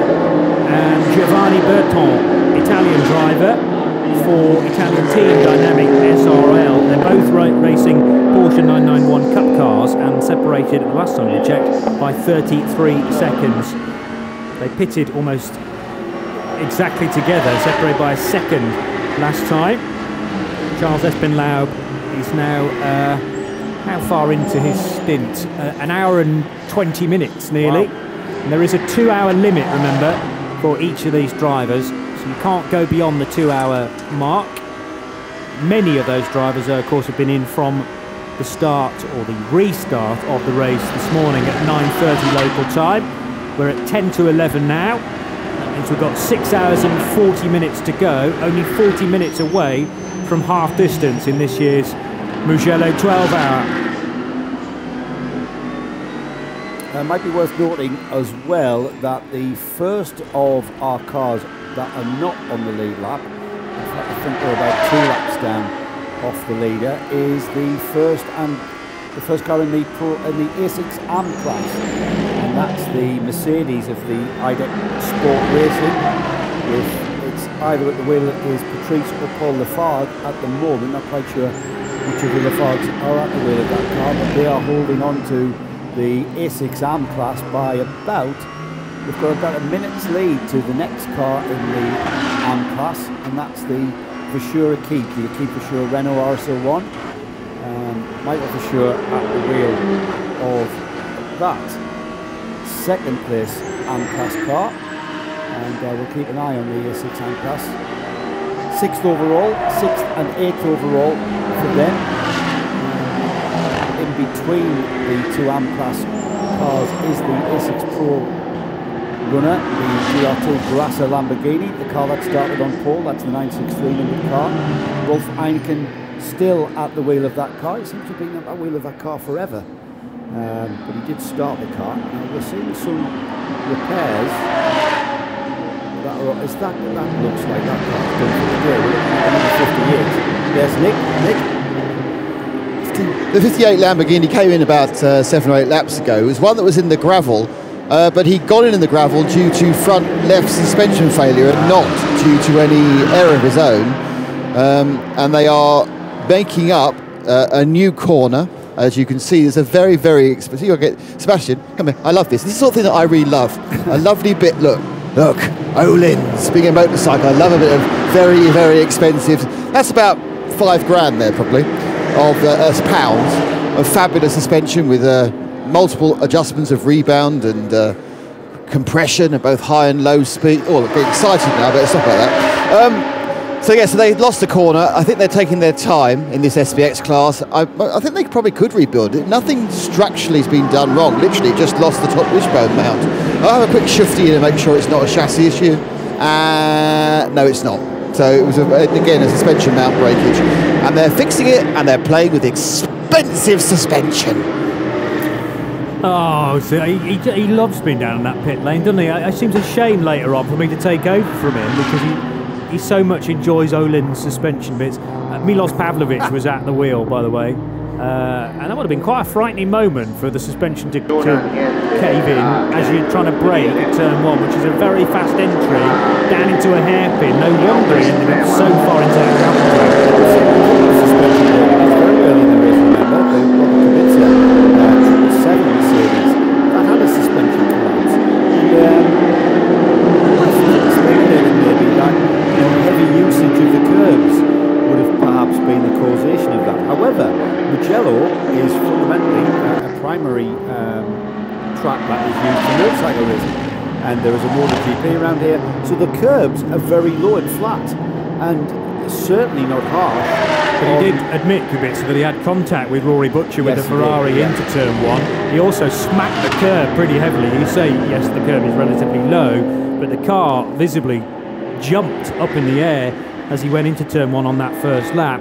However, you also suggested that it might have been coming towards the end of its life anyway, that sort of wishbone. You know, if it's been on the car for a fair old while, they might have misjudged the lifing. That was the term, wasn't it? Go ahead, sorry. It was the mount that sheared, not the wishbone itself. So if you think about it, you have the chassis of the car. Onto that is quite a chunky piece of metal mount, and then through that is screwed the actual wishbone, and it was the mount that failed. It tends to be. Johnny, yesterday I heard you ask the question about. But every product, every component that goes on the car, it has been designed to last a certain period of time.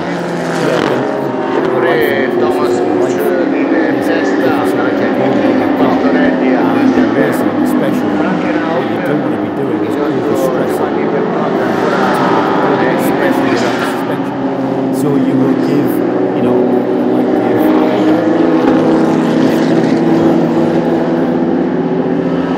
most joint,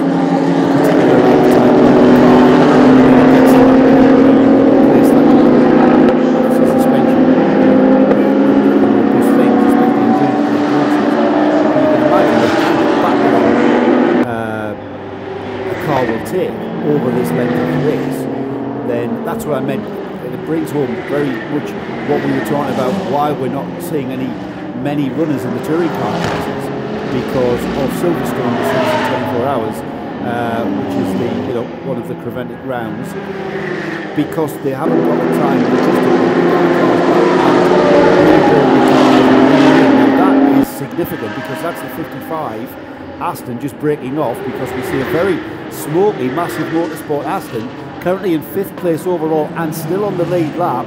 5th place. Is that a tyre rubbing Yes. that we can see the smoke from? Rear right. Rear right, but I don't know whether it's a puncture or whether it is, as we're talking about suspension failures, I don't know whether it's a suspension failure. It looks to be down, certainly on that rear right corner. Is that because the tyre's gone flat? The tyre's not there. That's probably the reason.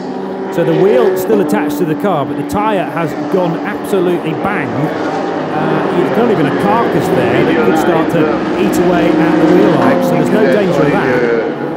It's probably going for the inner wheel arch. Looks like all the rubber of the tyres is towards the inside of the rim. Well, if you watch that, You're right. I spoke too soon there. Yeah, it's now flailing off and destroying all the work on the rear right-hand wheel arch.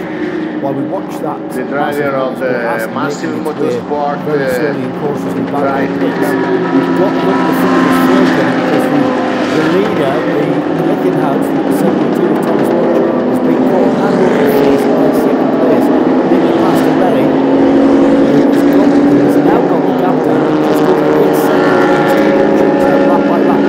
He's taking as many chunks out of that lead as that tyre flailing is taking chunks out of that rear wheel arch of that Aston Martin. Clockwise circuit, remember, here at Mugello, so strange, I suppose, to have a rear right go, but nevertheless there are some pretty crucial left-handers here as well, particularly that final corner out onto the main straight.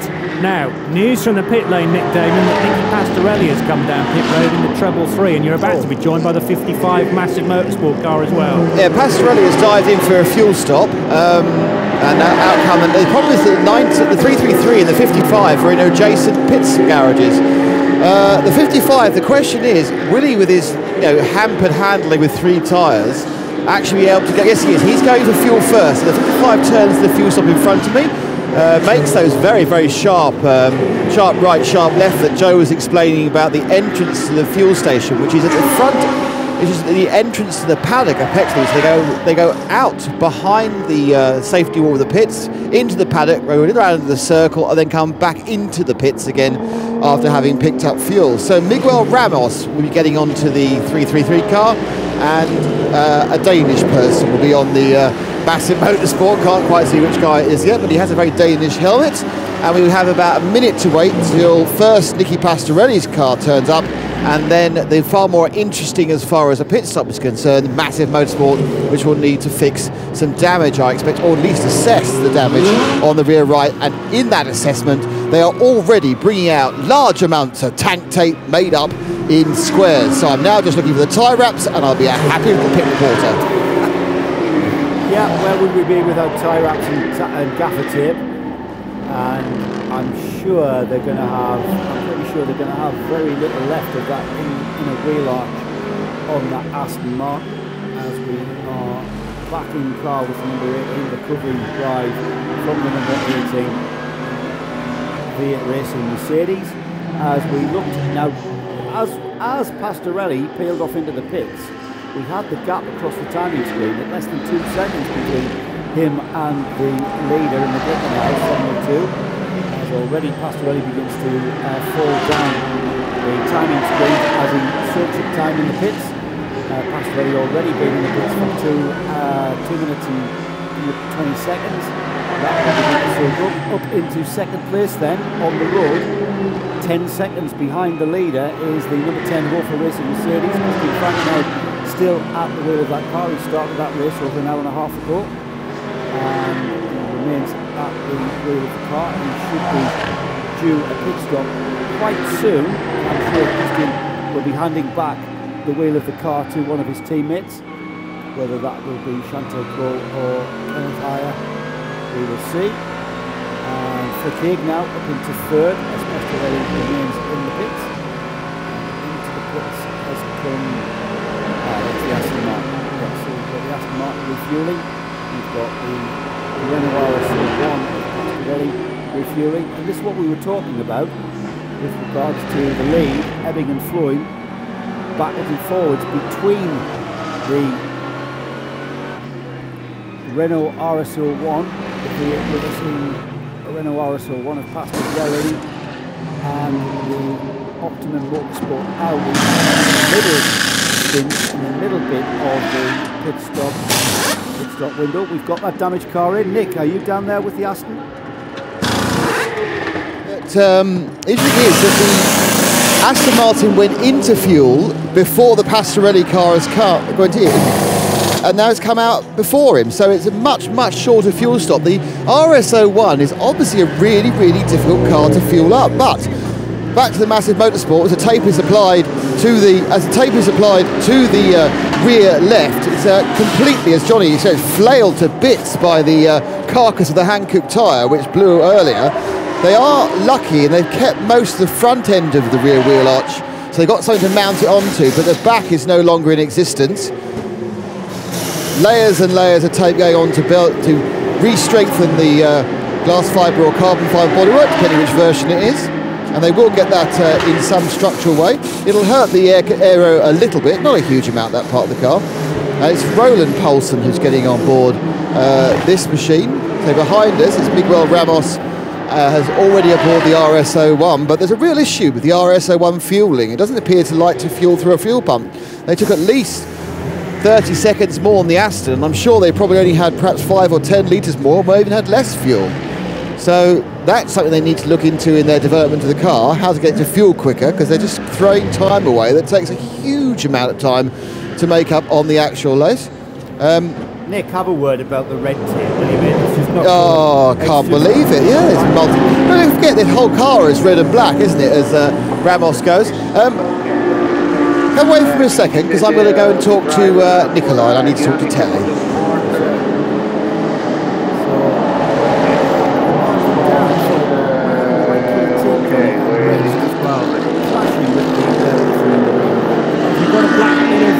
Bodywork missing, you need black tape to fill in the gaps, don't you? It's not rocket science, in fairness. That's the second place car now, since we've had some pit stop visitors. Just in fact, it's been towards the end of his stint. It's been in the car now for an hour and 32 minutes. So he will be looking forward to I tell you what I like about the Hoffa Racing Mercedes is that it's got a Mugello track map on the roof. Presumably they changed that. Yeah, as Nick says in my ears, that helps. I suppose the driver can't see it, but they alter that depending on where they are. So I look forward to the Zandvoort track map next time Mercedes go there. Here's Nick with the man who's just got out of the Massive Motorsport Aston. With Nikolai Silvestre from Massive Motorsport. Nikolai, before we talk about the seat, what happened with the rear tyre? Well, I got out of the straight right here and I felt it loosen a little bit. Then I come down to the straight and it's just punctures right away and it goes away like sliding away. So I drove slowly, but still really a lot of rumble for the bodywork from the tire. So yeah, probably damaged the bodywork. Let's see what we can do. I hope the team can do a pretty good work. Prior to that, you were going very well. The car seems to be performing excellently in these early morning conditions. How is it to drive? It's really easy to drive. The Aston is really easy to drive. We don't have the amount of power on the straight as the other guys have. I tried to talk, but we couldn't do it. It was too late. I think the Aston is quite good in the medium speed corners. I think we can. The race is a really good car because it's really easy to maneuver through the cars. Because you did seem to get through the traffic really easy. Did you find that part of the car driving? It was an easy car to thread through the traffic? Yeah, exactly. It's doing what you say to do. It's not doing slow things like when you steer, it goes 2 seconds before steering right away, and that's the part to make it easy to drive through the corners with all the cars also. Nikolai, thank you very much. And just like to say, I think Nikolai is the tallest man here. He's got Matt Neal height. Thanks, Nikolai. Cheers. I was just about to say that very thing, Nick. He's probably the tallest man in the pit lane down there, Nikolai Silvestre. Because Nick's not exactly... not a short man. He's not a short man. Is he? No. Matt Neal was here last year driving a Miltech-sponsored Golf, I seem to remember, because he came in the box and we had a little bit of a chat about a terrible season that he'd had the previous year at touring cars. But of course, his teammate last year, Gordon Shedden, the British Touring Car champion, so they did make amends with that. Got rid of the Tourer, Honda Civic Tourer, and went with the Type R. More dramas for the 37 Porsche, smouldering gently, and we go to code 60, the first of the day. We only had one of these yesterday, and we've managed to get an hour and a half into today's part of the race before the caution comes out. and it's because of the number 37 car, 6th in class. It's already had a spin round the back section and had a slightly dubious rejoin. And the 37 car, I presume with the same driver, has gone for a rotation there, and I guess maybe it's stalled. Difficult to get that car reversed away from the tyre barrier, so the marshals are being called. We're under code 60 here in Mugello for the 12-hour.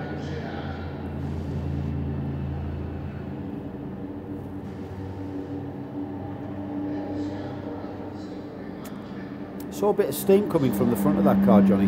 Yeah. In fact, it's had contact with something. Rear bumper hanging off, and also looking like front left damage on that car. Steam coming from it. That's where the radiators and oil cooler are housed on either side, just behind the bumper. So always a bit of an Achilles heel on the Porsche, and that car still static there at kind of like 90 degrees to the direction of how it should be, as its sister GDL Racing entry, this time the 67 Mercedes, just circumnavigates the very tight confines of the entrance to the fuel serve, and Rick Broikers, I believe, at the wheel of the 67 car, as we are indeed code 60. We've had a change of lead though on track, an actual change of position, which we saw just before we went to that code 60. Christian Frankenhaus now takes into the lead the Hofer Racing Mercedes, Johnny. We always said yesterday, you can never discount Hofer Racing. They will be there or thereabouts. Well, they are certainly there or thereabouts at the moment, with 6 hours and 23 minutes of this race left. They are where they need to be. Into the pits has come the second place Glickenhaus of Thomas Much. So the Glickenhaus, the yellow Glickenhaus, is into the pits for its scheduled stop. Already been in just coming 3 minutes static. That will promote Flick Haig into second place. Now this is going to play to their advantage. Well, you'd certainly prefer to do a pit stop during caution than during regular running, because it obviously loses you less time. It's Dario Cerati, by the way, being recovered in that number 37 car, so it is a different driver from that we saw spinning earlier on, and Dario may well have had contact with the barrier as well. Oh, big style, front left corner. He certainly has, and it's also, it's difficult to tell whether the suspension's gone on that car or whether the wheel is at a peculiar angle because it's being lifted by the tractor. It doesn't look very happy, does it, on that front left and indeed rear left corner. And Dario Cerati about to get out of the machine. A little red face, but pleased to say he's okay within there. Sharing the car with Bravetti and with Pan, so two Swiss and an Italian. And Dario getting out to assess the damage, and unfortunately, that's not going to brush out, is it? So, can they get the car back? Can they get it fixed?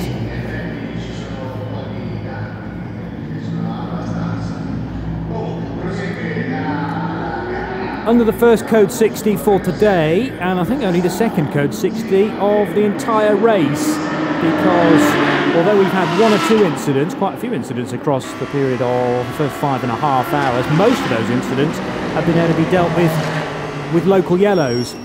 I don't think they're going to actually recover that 37 Porsche, Johnny. It looks like the GDL Racing Porsche there was behind the barrier, and no further efforts will then, unless of course they get the flatbed to it and put it on the flatbed. It remains to be seen, but it looked a forlorn sight there. We're having a pit stop of our own here. I'm going to, Nick's jumping out of the cockpit, that is the pit lane. I'm going to jump in, and then everyone, it's going to be the pit lane debut of one Johnny Palmer. You ain't half building this up, chaps. Absolutely. We're still 2 hours away from it, for goodness sake. Yeah, I'm only doing an hour. That's the agreement. You need to start getting your eyes right for a minute. You've got to be in the zone, I tell you. Okay then. I have been in a pit lane before, you know, but it was a while ago. And racing cars up close frighten me, you know. I much prefer sitting in the commentary box in an air-conditioned booth, staring out on the land that I survey. Anyway, the 14 car, as you can see, very tidily placed in the race. Will lead actually this time around with Flick Haig at the wheel of the Optimum Motorsport R8 because Christian Frankenhout in the 10 Hoffa Racing Mercedes pits on this lap, and as Joe was quite rightly saying, we expected the 10 car to be there or thereabouts at the front end of the field, and we get to a certain phase of each stint and the 10 car is out front. The problem is for Hoffa Racing, they have to hope that the end of the race comes during one of those phases if they're going to win this thing. It's certainly possible, but I think all three of us considered picking the number 10 car as our winning car at the start of the race. Problem is, they don't really have the strength and depth across their 5 drivers. It's Chantal Kroll who's getting into the car. Okay. So she will. So she's taking over, and she obviously, whilst she's the preventive drivers champion, probably not as quick as Kenneth Hoyer or Christian Frankenhout. No, I'm not quite sure whether this stopping under Code 60 has worked particularly well for the team, because of course it means they only get half a tank of fuel. True. In the 30 Mercedes. I think they have stopped slightly earlier than we wanted to anyway, so it might be swings and roundabouts on that front, but they're putting possibly not where they wanted to be on strategy as far as the drivers, but they do have a lot of people in the pit wall who can work out a new strategy for them, and that was incredibly short Code 60. And this is now on your screens. You have Motors TV, or you on the live stream. It is our new leader, Flip Haig, in the 14. So once again, Preventive is promoting female racing driver. We have a female champion of the series, and now we have a female racing driver leading this race in Flip Haig. Well, I must admit, I don't know an awful lot about it, even though she's a Brit. Tell us about Flip Haig that you know. Well, she's a regular with Optimum Motorsport. I don't, to my knowledge, think she's done any British GT racing. Ryan Ratcliffe and Joe Osborne have been teammates prior to this in the Optimum Motorsport BMW Z4, but I don't think Flick's ever competed in that. I think principally she does club racing, but again, I should know more about her than I do. She was at breakfast this morning. We should have asked her. Yeah, well, who are you? But her lap times, they're not too far off the. There's actually not the pace at all, in fact, for leading the lap, which is early to mid 150s, depending on traffic. Got a lovely clear lap at the moment. She sweeps down to the right hander. Then I don't know where we are on the track. That's on board. So whenever I see an onboard now, I go, here we are in Mugello, and that's a bit of Mugello. Oh my gosh, we're in Imola. This is turn, I don't know either, turn 12, and here's the quick chicane at 13 and 14, Biondetti, turns 1 and 2, and now we're heading up towards the final corner. This bit I know, because I've watched that. Time and time and time again. Well, I've had it to the screen, because I'm down there, pounding the lane as you will be. Have you ever played this this circuit on a sim? No. A bike sim? No, I haven't. No, I've never ever been around this track in reality. Didn't get a chance for a high car lap this year or last year, and I've never been around it on a sim either. I've only been around it as I am now going down the main straight, having the eyeball of Flip Haig for the 14 Optimum Motorsport Audi LMS Ultra. It does look like a really good circuit, I have to say, and I think when you get it right, that must be an incredible buzz, because I don't think it's going to be that easy to get a good lap every single time you come round here. If you look at any track you consider to be great, I would say they all have one thing in common. Yes. Which is elevation change. Yes. You look at tracks which aren't great, and let's have a real statement now as things like Silverstone, not a great track. But of course it's a great race meeting in 2 weeks' time. You don't necessarily, by great track, I don't mean a great track for racing, I mean a great track for driving around. Yes. Again, Monza's not a great track, it's just a kind of very simple 4 corners on a relatively flat area, but you look at it, it's fantastic, like Road Atlanta that has huge undulations. Nürburgring, huge undulations, even Brands Hatch, it's all about, you put Brands Hatch on a flat piece of paper, it'd be awful. But because you've got Paddock Hill and you've got the Brewers, you've got the full circuit, that's what makes it. It changes the complete concept of the circuit as you make it 3D, and this is a very 3D track. One of the things, in fact, that you could possibly criticise some of Tilke's designs for it. If you look at one of the designs that works really, really well as a racetrack and the drivers love, it might not be a great facility, and that's COTA, Circuit of the Americas. Yep. And that's got massive undulation changes, and again, that's what really makes a great circuit. If you can think of a circuit,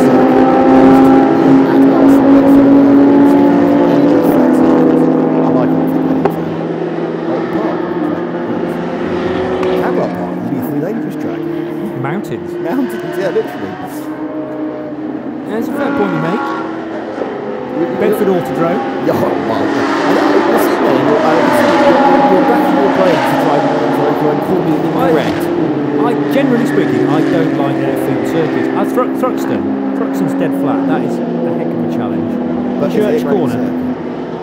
I think, again, when you get that right. I only ever see a British touring car, but it does seem to be a, let's all go right really, really fast, and then everybody chicane with But that is effectively like one of the American overhauls, for instance, but old school, you know, old school Castle Combe circuit before they added the chicanes. Again, you needed ultimate bravery, particularly in one of those, what we call now, historic cars, where it doesn't offer a great deal of protection. It's a good question. Does bravery constitute a good circuit? Does just being brave make it a good circuit? Well, I think that creates the rush. That creates the excitement. Yeah, you need skill, don't you? Yes. And you know, a virtual circuit, which in many ways Thruxton and Castle Combe are. Yes, it's. But then you've got at Combe, you've got Quarry Corner, you've got Camp Corner.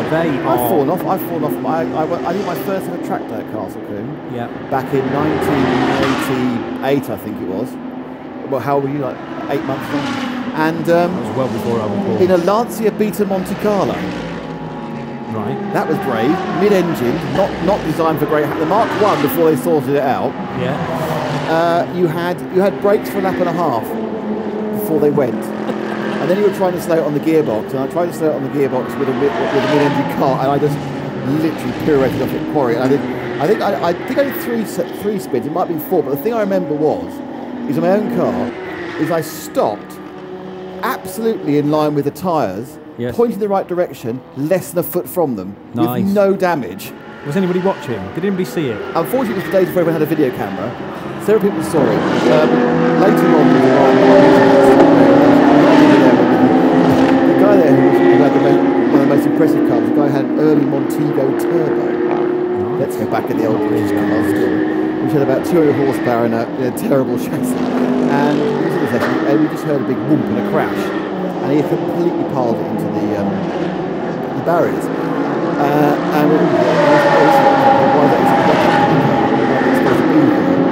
So they got the local tractor to tow the car out of Castle Combe and throw it in a local ditch. So he could claim on his insurance that he hadn't crashed it at a track, he crashed it off there. And apparently, you know, that was what they often did. These track days, they had this guy who would for 20 quid tow your car to the nearest ditch and throw it in there. And hope the insurance assessor didn't quite work out that falling sideways into the ditch would not compress the front of the car by 1.5 foot. I'm hoping nobody works in car insurance is listening to this right now. But statute of limitations is 1988 and a mystery Montego. Who could that be? Was it Harold that popped in just now from timing? Harold has scribbled down on a bit of paper for me because I was asking the question a little earlier on. The fastest time in the race so far. It was set yesterday, a 1:49.896, set by Rory Butcher in the red number 32 Ferrari run by MJC Furlonger. And that Ferrari, it is still running. It's way down. It's had an awful lot of problems. Is that Ferrari? Have you seen that Ferrari? No, it's right last night. Right. And they went home. They got home. Okay. So go good pace. Remember that was the one that it nearly pulled over the tractor last night. Yes. And it had locked its rear end, so it had something very unpleasant in the gearbox. I think the engine was fine, but they couldn't disengage the gearbox. So that had gone ka-ching. And they, of course, aren't allowed to work on anything like that.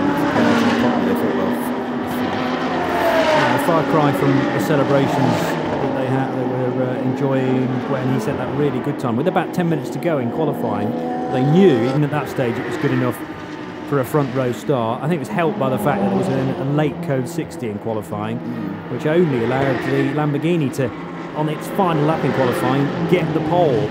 He's down 4th again, so they've had a much better day so far than yesterday. Still several laps down. Yesterday they weren't really on the pace. They were just in back 9.62 GLC Classic racing car, but they have held station. Cars like the Optima Motorsport and the Hoffa Racing and of course the Renault RS 108 racing.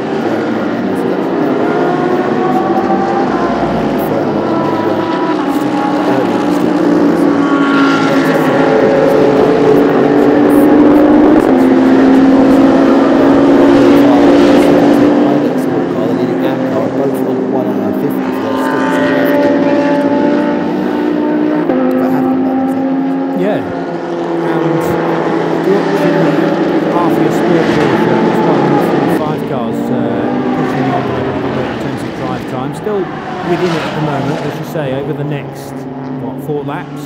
Yeah. 3 or 4 laps. So Now we know that it cuts off as soon as they go in the pit lane. It gives them next lap. The thing what, of course, has happened is that most of them have been able to take on fuel during either the Code 60 or during a Splash and Dash. None of them have run 2 hours on a tank, but they've actually run 2 hours with the driver. Possibly a plethora of Porsches. It's hard to say fast. About 7 Porsches and 10 cars went past. You've got a fabulous mix there of Mercedes and Audi and the RS01. But I think one of the great successes of this event is the way that the RS01 and the Glickenhaus incorporated. I mean, you look at those cars, and the RS01 was off the pace in GT3 form in Abu Dhabi when we first saw it, and wasn't really on the pace with the Bootsu car in Dubai, but they've managed to sort it out, so it's now running at the correct sort of speed it should be. It's not actually at the moment leading, even in countback, pit stop countback, whatever it is, but it is of a pace where it can compete, and certainly with the right driver can do the lap time. The Glickenhaus, of course, the first time we've seen it, as if by magic it appears on the screen, the 702 here, currently running over in second. That car also appears to be balanced very, very accurately, able to perform without running away from it or leaping backwards. I'm not sure. So it's a really impressive thing they've managed to do. I mean, obviously it's not the first time. They've been tweaking in left, right, centre. We did have tweaks going on within the event. It did seem also from our conversation with Nikolai in the 55 massive motorsport, it's possible they're actually giving Aston a break on power right at the last minute. They didn't have time to implement. He was saying they could have a bit more power, they didn't have time to do it. So it sounds like they were restrict a break at the same time as the Audi got that 30 kilograms. They just couldn't be correct. Of course, what air is it to introduce power? Because to make power, you mix fuel and air. And you can put as much fuel in as you like, but there's no more oxygen to burn. Your band doesn't get bigger. So by putting an air restrictor in, that effectively limits the amount of power. So what they were saying is, well, you can have a slightly bigger air restrictor because you're not fast air restrictors, you can have slightly more air going, not a huge amount, 20%, and therefore your band will be bigger and you'll have more power. But they didn't have, but that of course means you have to completely reprogram and remap the engine, of course, and put in the fixture because it changes everything. If you can imagine by changing the mixture. So it wasn't something they could do in a matter of a moment. So unfortunately, they had to leave that bit of advantage on the table. But you know, the car has gone very well at Aston, apart from throwing a tyre just a few minutes ago.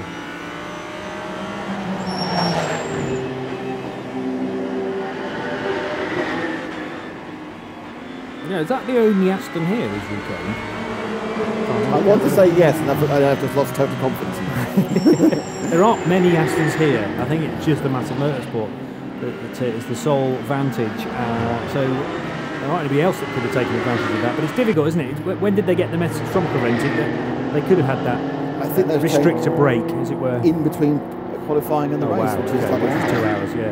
An hour of actual time, because you have to have the engines running up so. But there is an example of how BOP is changing not only between events, but within an event. And I think that's a unique Correntic thing. They try and help out all the time. And it is, of course, that single day practice qualifying racing. It doesn't allow you. You look at practice, well, anyone can sandbag. You go and qualify, you go, well, you've looked at the track, you've looked at every sector. You really are short on speed, or you really are short. And of course, the advantage of having a weight brake is it's really easy to take lead or whatever they use, probably tungsten out of the car, just undo 2 screws, lift out a lump of metal, put it in the garage. Remapping an engine is well, not a long job, but certainly not the work on road to make sure it's done correctly. Not many Genettas here this weekend either, but there is one being caught by the 991 leader. Was the last time I checked, yes, and Charlie Putman now at the wheel of the MRS GT Racing 991 Cup car. That leads its class then still from Andrea Giacomi now in the Dynamic SRL Porsche. Oh, the car's spun facing the wrong way. Bonk Motorsport BMW. 145 or 146?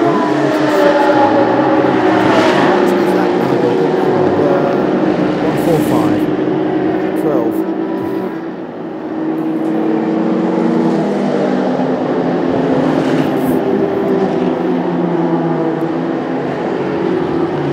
A beached BMW in the gravel, I think at turn 15, and from 47th position, the Bonk Motorsport M235i Racing Cup BMW is having to be recovered. It is indeed at turn 15. The cars through something like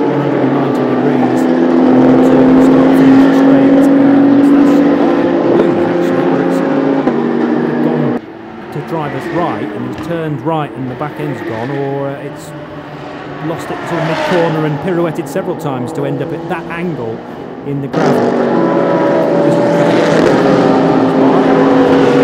Process to get that down in the gravel. The flag's going to withdraw. We've only had 2 in the whole of the race. One yesterday, one today. Yeah, it's been very sensible. I have quite tell my wants to know why the 350 stop took so long. It appears to take a very long time to refuel that car. Came in before came out after by about differently about 30 or 40 seconds, and it just seems that it doesn't breathe particularly well, doesn't exit the fuel very well. And Ewan O'Leary says that Dubai is amazing and flattish. It's not that flat actually. It's got like Alton Park elevation changes, but it's sitting on airfield, so it's in the desert. And it's got bank corners. It's got a little bit of up and down. Yeah, it's a good track. It wouldn't be in my top 5. No.